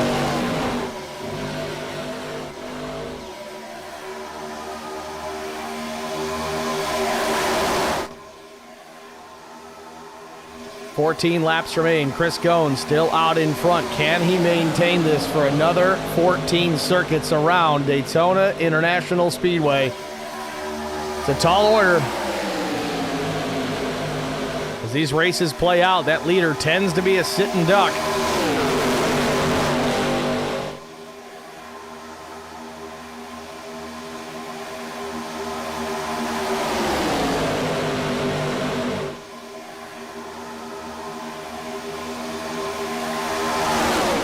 Aaron Smith back in 18th. He is now back on the lead lap after that caution. Was able to get the lucky dog. Maintained that first car 1 lap down status. Told you, don't count him out. This one's got a long ways to go. Zorku in the chat. That was close to being a LePage. Yes, it was. It's also close to an Alan DeFries. If you know, you know. Back out front, Gones has lost the lead. Pileski takes over the top spot. Now TJ Major is on the back bumper up into the second position with 12 laps remaining.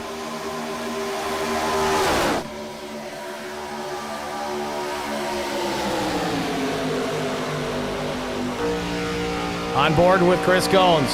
Back up into the second spot with a run, trying to take the lead back. Pileski still has it for now.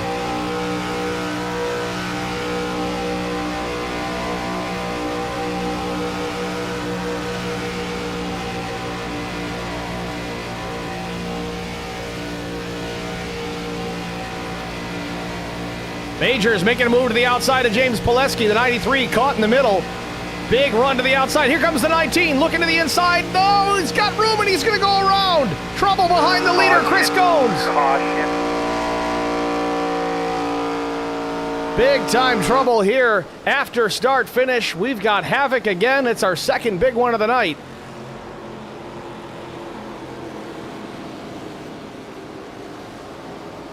Kyle White, William Tyndall, Chuck Sweeting, Peter Ruzick, Vincent Short, Zachary Kleek, Shane Haas, Funkhauser, Chris Mefford, all involved in this one here with just about 10 laps to go.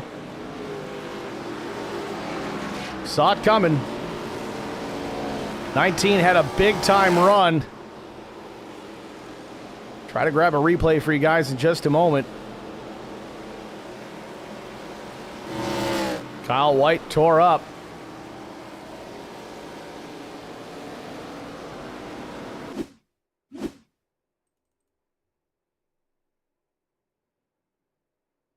So we'll back it up a little further here. You know I don't typically enjoy this part of it, but here we go.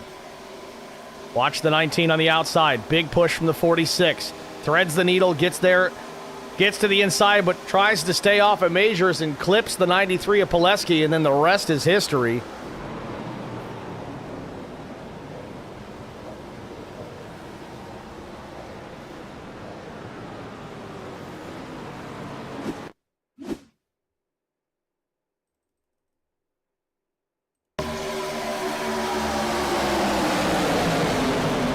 Major's got a big piece of that as well.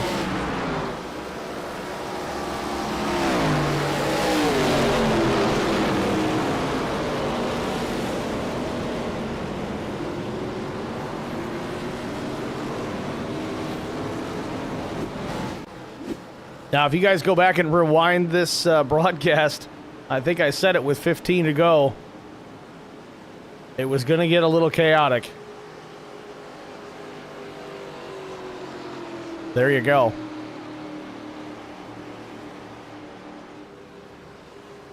Sorku says it well. That got real dicey real quick.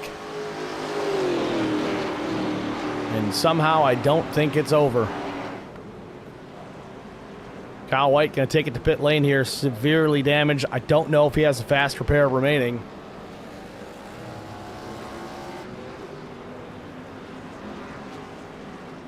We'll find out in a moment. Getting word here, Vincent Short somehow got through that. We'll see if we can find a replay of the number 55 machine getting through it. Here we go.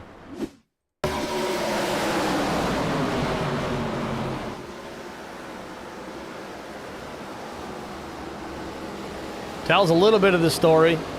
Let's go to the onboard here.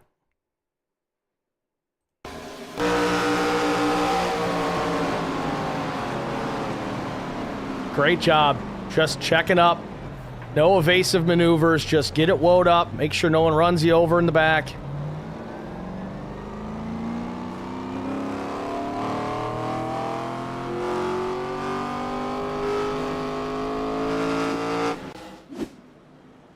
Zorku's been pretty chatty over in the IROC chat. It says, number one, stuck in the midst of it. Life is pain.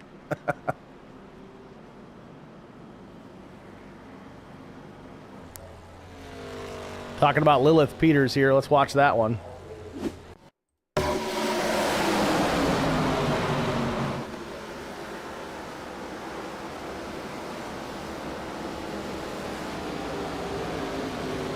matter where Peters went, one was a pinball. Not too much damage, though. Should be all right. So 9 to go. Caution number 5 of the night. Should get the one to go this time, so we'll catch the restart with 7 laps remaining.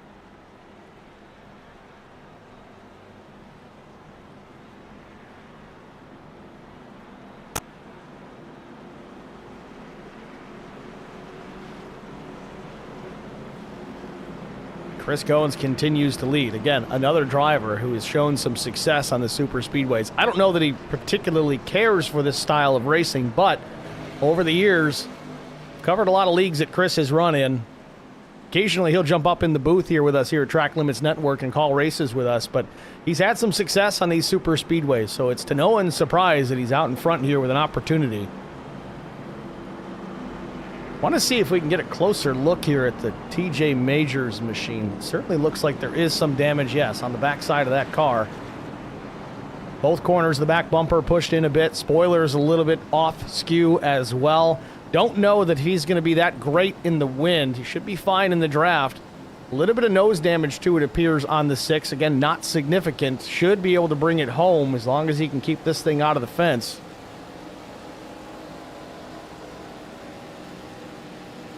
Zorko says, not that much damage. Say that like her right front isn't completely off camber. Well, I'm just looking at the body. It's all about aero, right?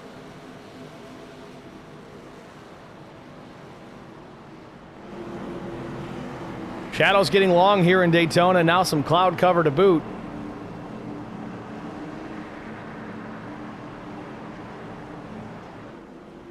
Track temperature is still pretty cool, 83 degrees.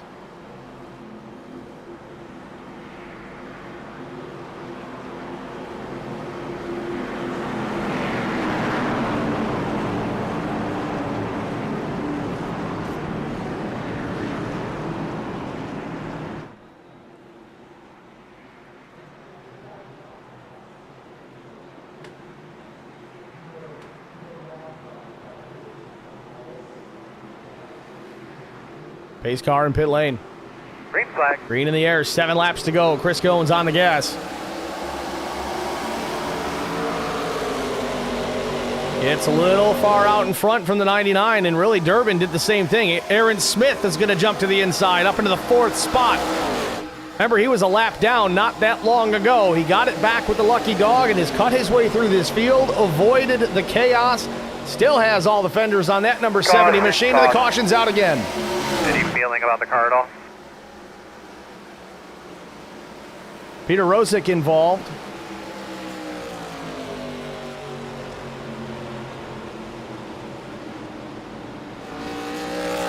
Pretty heavy damage on the 26. Talk about cambered in.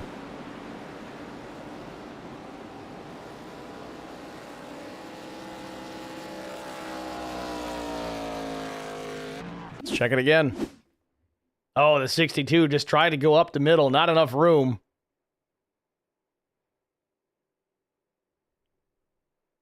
Larry Bruner getting a piece of this. Then the 45 of Todd Kleek. He'll go up the track. Hard impact for him.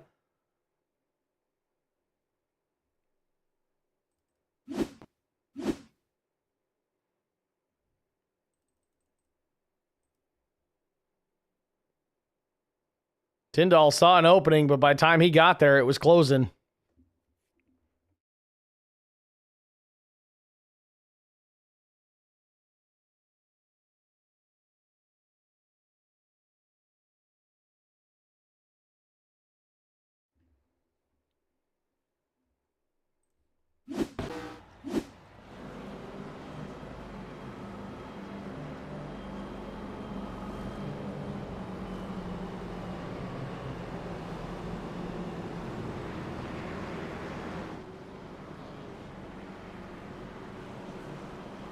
So this is going to set us up for a 4-lap shootout to the finish, if we can run them to the green all the way to the finish.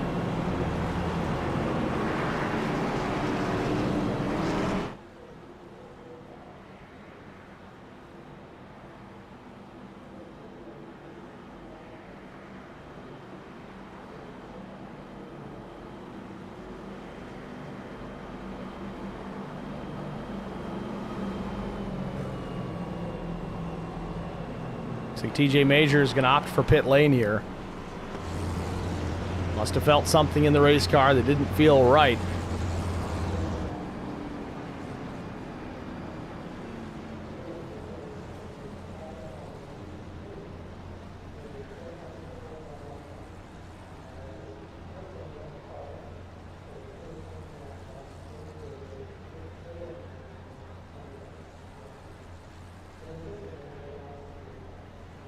At the moment, still 23 cars on the lead lap.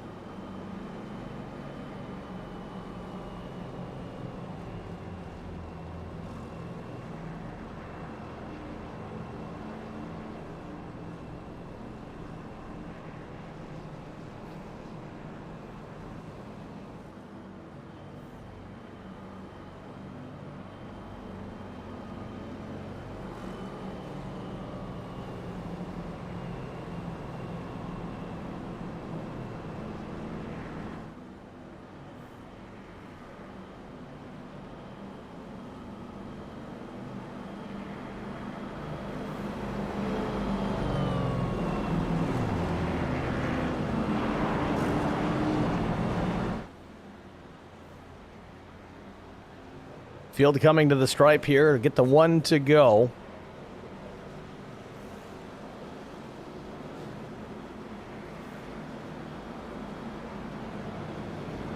So that'll set us up for a 3-lap shootout to the finish.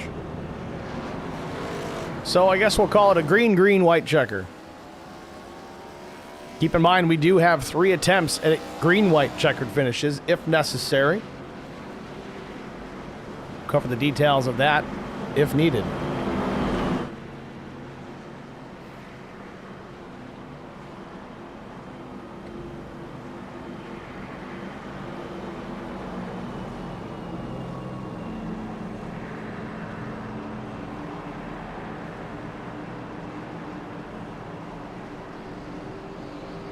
So the front row, as we get ready to close this one out, it'll be Chris Goins with the lead. Steve Durbin now to the outside. Row 2 will be Strader and Aaron Smith. Casey Bentz, Kyle White in row 3. I'm losing it. Well, there's a little mix-up there, but either way. Vincent Short, Leclerc, Butler, McCann, Kevin, that is, rounding out the top 10.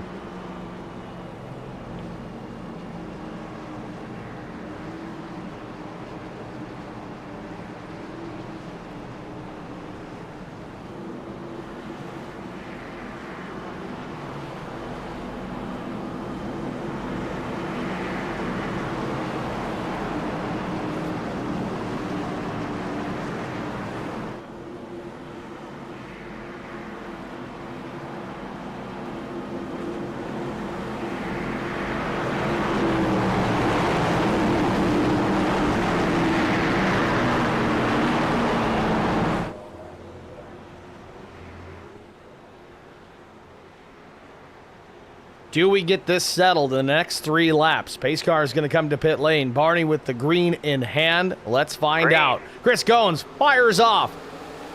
Tries to get a jump on Aaron Smith. Got to be careful. Don't want to get too far out in front because the 70 will draft on up, get a run.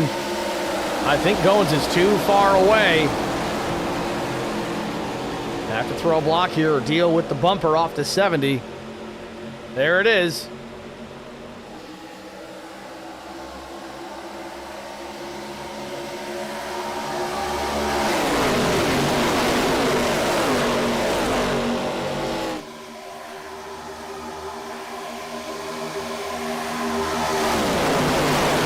Aaron Smith pushing Chris Goins down into turns 3 and 4. Gets some separation, about a half car length between the 38 and the 70. They're into turn 4, coming to 2 laps to go.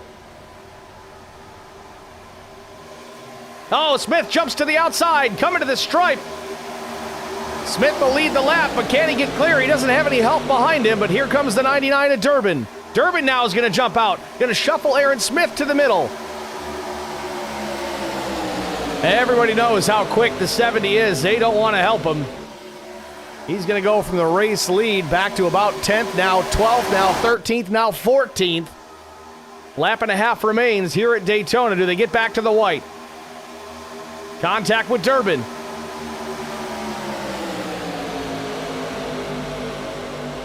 Top 3 starting to get away, and they're 3 and 4 wide behind them. Do they get through turn 4 without a melee?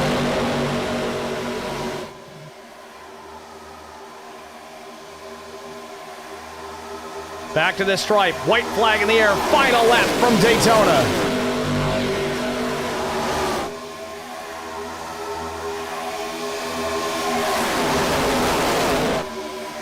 Goins continues to lead. Now Casey Bentz to the back bumper, pushing all the way through turns 1 and 2. Can Chris Goins hang on?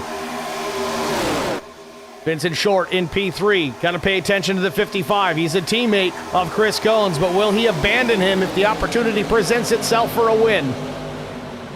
Trouble behind. There's a wreck into turn number 3, but the leaders are going to race it back to the finish.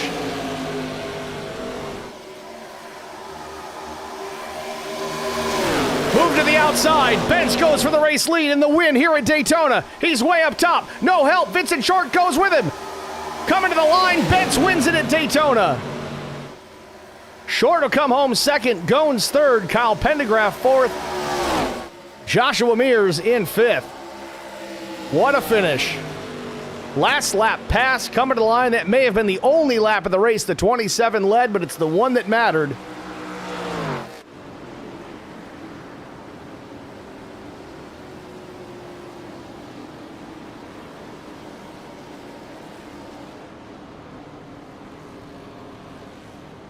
Casey Bentz wins round number 1, the RS12 Motorsports 250 in the books, and Bentz picks it up.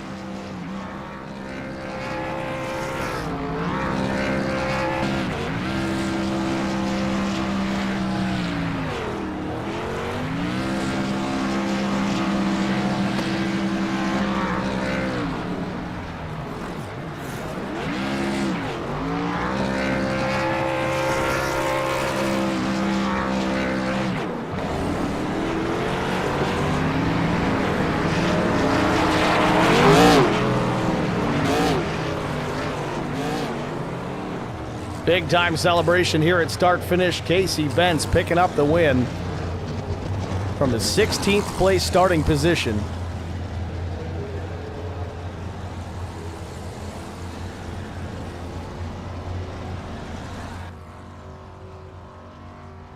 We're going to step aside here, get a break out of the way. We'll be back with our top 3 finishers after this. Stay with us.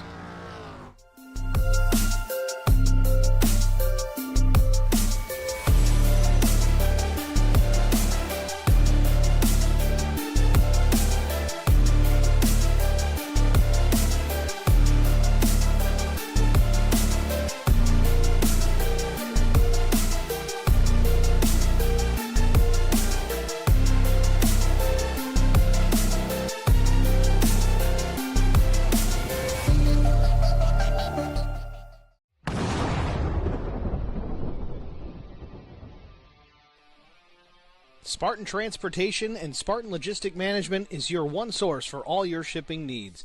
53-foot dry van shipments, auto transport shipments, full-service in-house brokerage, drop lot facilities, just-in-time deliveries to all auto manufacturers, facilities in St. Louis, Missouri, Kansas City, Missouri, and Indianapolis, Indiana.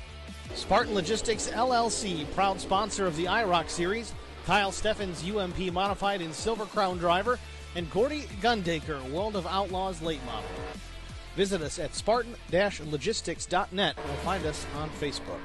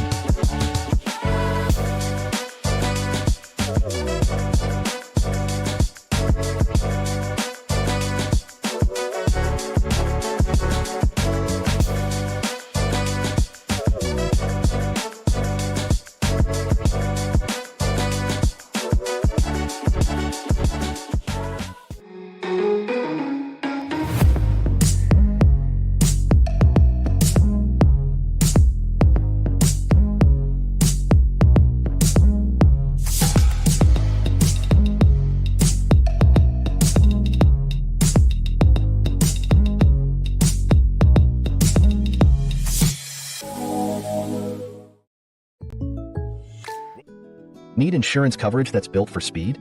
Frank Yea's office in South Charleston has your back. Whether you're blazing down the highway, protecting the home you've built, or setting up a legacy for your family, we've got the coverage you need. Auto, home, life, fast, simple, and made for you. Scan the QR code on your screen now to explore all our services and start a free quote today. Lock it in, save it for later, or call us at 304-744-7700 to get started.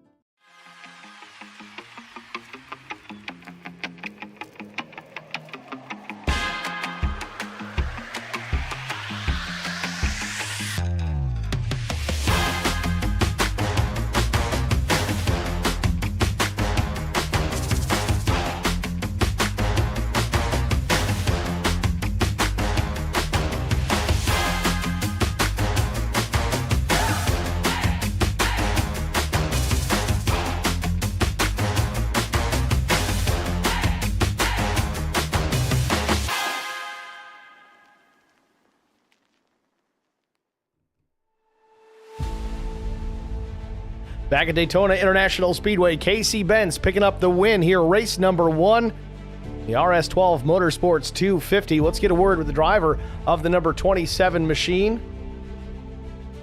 Pull him up into the booth here. Casey Benz, it's Steve with Track Limits. You got a copy? Yeah, I do. Casey, congratulations, man. What a thrilling finish here at Daytona. May have been the only lap you led here tonight, but man, it was the one that mattered. Perfectly timed pass coming to the tri-oval. How did you set that last lap pass up? Well, I knew that outside lane was going to be a threat on that entire last restart, and I just kind of was hoping that we were going to get single file. We kind of had all day.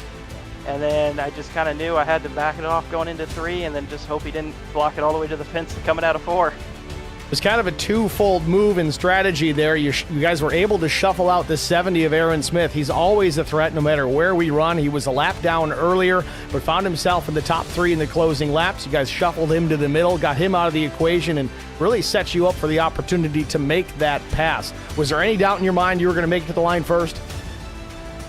There was a little bit of doubt, like I said. I mean, I thought he was going to go all the way to the wall with that block, and he just didn't. And at that point, it was just like, I know the car behind me didn't have the run. It's just like, I got it at that point.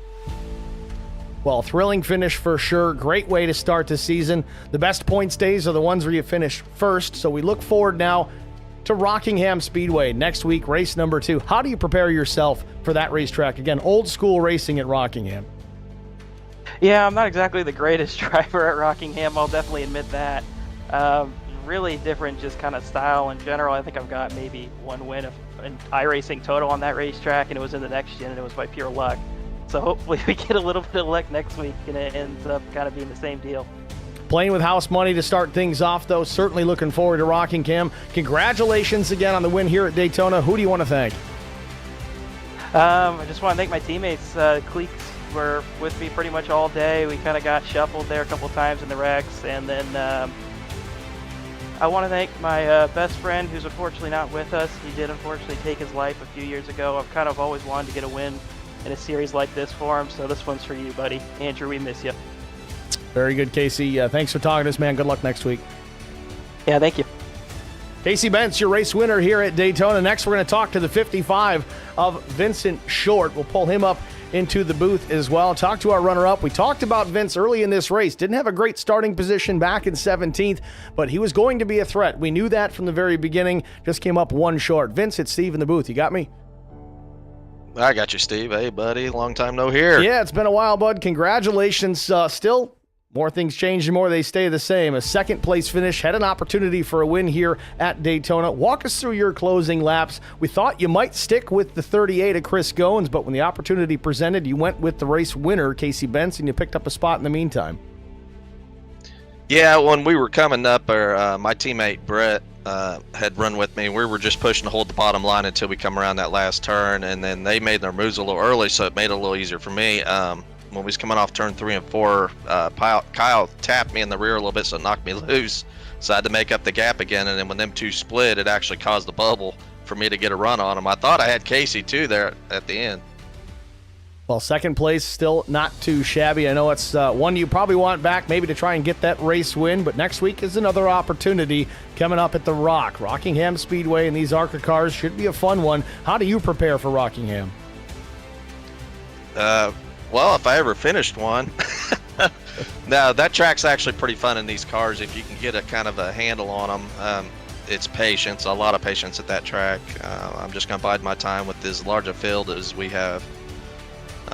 That track especially, you're going to have to really bide your time and be careful and just kind of pick and choose when you make your moves and save where you can. You know I am. I'm big on saving fuel, so I'm going to try and make it up in that point because I can't run with some of these guys.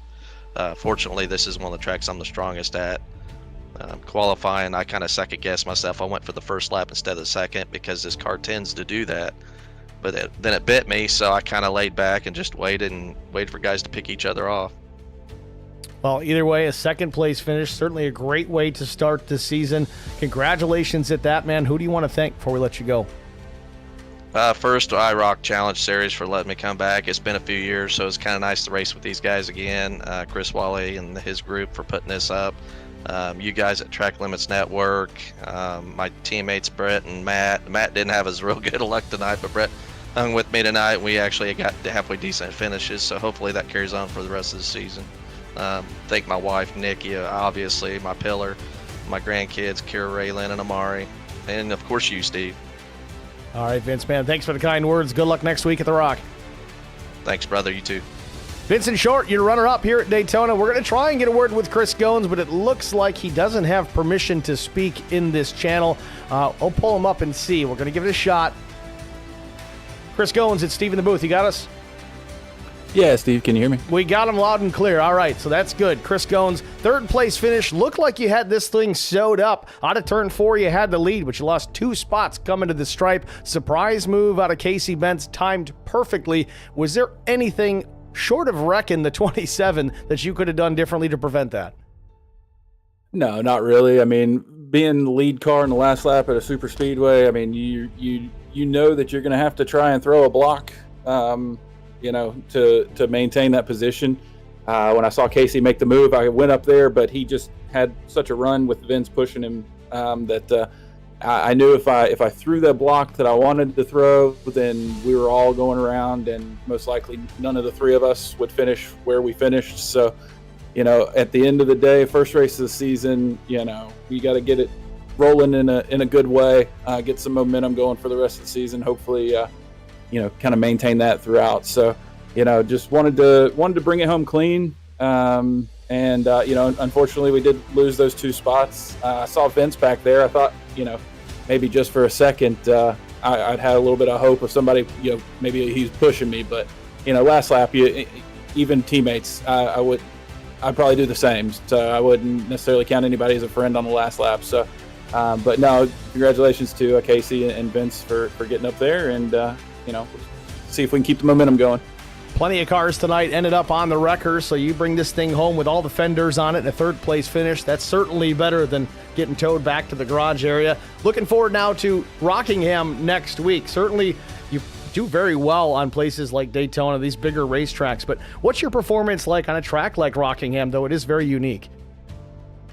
Yeah, it's definitely different. I do actually enjoy Rockingham pretty well. I have had some decent success there in past leagues and stuff. The group of guys that are over here, this is a whole new bunch and a tall order to have these type of finishes week in and week out. So I'm anxious to get onto a non-super speedway track. I do pretty much hate this style racing, but I get lucky with it most of the time. But I'm definitely interested to see how we're going to shake out on these smaller tracks, 1 to 2 mile tracks, and see what we can do. Well, Chris, congratulations again, man. Who do you want to thank before we let you go? Yeah, I want to just thank all the sponsors for the league. I would list them off if I knew them by memory, but I don't. But I appreciate everybody that puts their hard-earned money and effort and time into these. Obviously, Chris Wally, being the main one, I guess, and obviously you over here with Track Limits. One of these days I'm gonna get back in the booth with you and call something that's that I'm not racing in. So, but yeah, everybody that's in this league, I just look forward to racing to all these guys and learning a lot from them. Hopefully, I've run with a few of them in the past, and they're all really fast. So, see if we can just kind of get better and hopefully be even more competitive throughout the rest of the season. Well, looking forward to it, Chris. Congratulations again, man. Good luck next week. Thanks, Steve. Appreciate it. Chris Goins, your third-place finisher here at Daytona. That's going to wrap up the interview portion of tonight's broadcast. So let's take a look at our official race results, barring any crazy changes post-race. This is how they stacked up. Casey Bentz takes the win. Vincent Short second. Chris Goins came home in third. Kyle Pendergraft drives it up into the fourth spot. Fifth place was Josh Mears. Brent Butler was P6. Seventh place was Shane Haas. Aaron Smith came home in the 8th position. Brandon Leclerc 9th. Zachary Cleek was 10th. Adam Benefiel was 11th. Mike Koch was 12th. Doug Wysocki 13th. 14th, Kevin McCann. Kyle White was 15th. TJ Majors, strong late in this running, got tangled up in a late race incident, still brings it home in P16. Steve Durbin was 17th. William Tyndall 18th. Jason Nilgis, very strong in the early running here tonight. He finishes in the 19th position. Certainly not indicative of the night that he was having. 20th, James Pileski, trying to get the rest of this to cycle through, and it just won't do it for me. So we'll read it off the list here. 21st was Chuck Sweeting. Josh Funkhauser, 22nd. 23rd was Christian Strader. Brandon Mefford, 24th. 25th, Andrew Allen. Garrett Johnston was 26th. Nuke Quick came home in 27th. 28th finisher, Chris Mefford. Brian McCann, again, another strong car early. Tangled up a couple of times here. He'll finish 29th.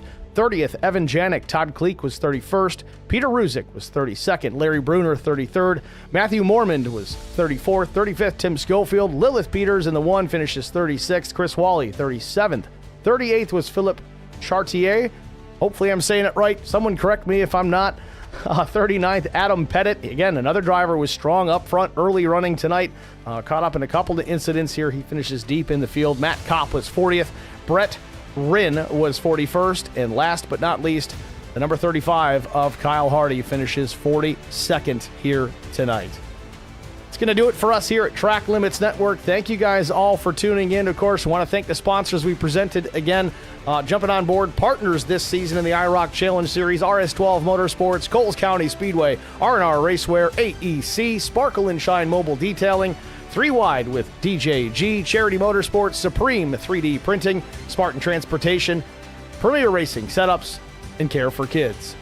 Thank you guys all for tuning in. Again, thank you. Stream Chat busy on both platforms. Certainly appreciate that. That makes it more fun, honestly, for me, and it does help in case maybe once in a while we get a boring race and I need some storylines. So keep it up. Zorku, really busy in the chat on the IROC chat. Appreciate that either way. Keep it up, guys. If you haven't already done so, hit the like button on either feed that you are watching, whether it's on IROC TV or Track Limits, or just be a nice guy. Go back and or gal, and do it with both. Check into Track Limits on YouTube and then IROC TV on YouTube. Hit the like button for both of those. Subscribe if you're not already. That makes a big difference as well. Bigger numbers are a good thing here in YouTube. It pushes these things out to some wider audiences, so maybe fresh eyeballs get to see what we do here on the channel. Also get an eyeball on IROC and see what's going on there. It's their 10th season. They've been at it this a long time, but a great league. Chris Wally and the bunch, they put on a great series for us to call. Certainly a great series for you guys to watch. With that, though, I'm Steve Singer with Track Limits. We're signing off here. Congratulations again to Casey Bentz picking up the victory here in race number 1 of the RS12 Motorsports 250 at Daytona. We'll see you guys at the next one. Thanks for watching.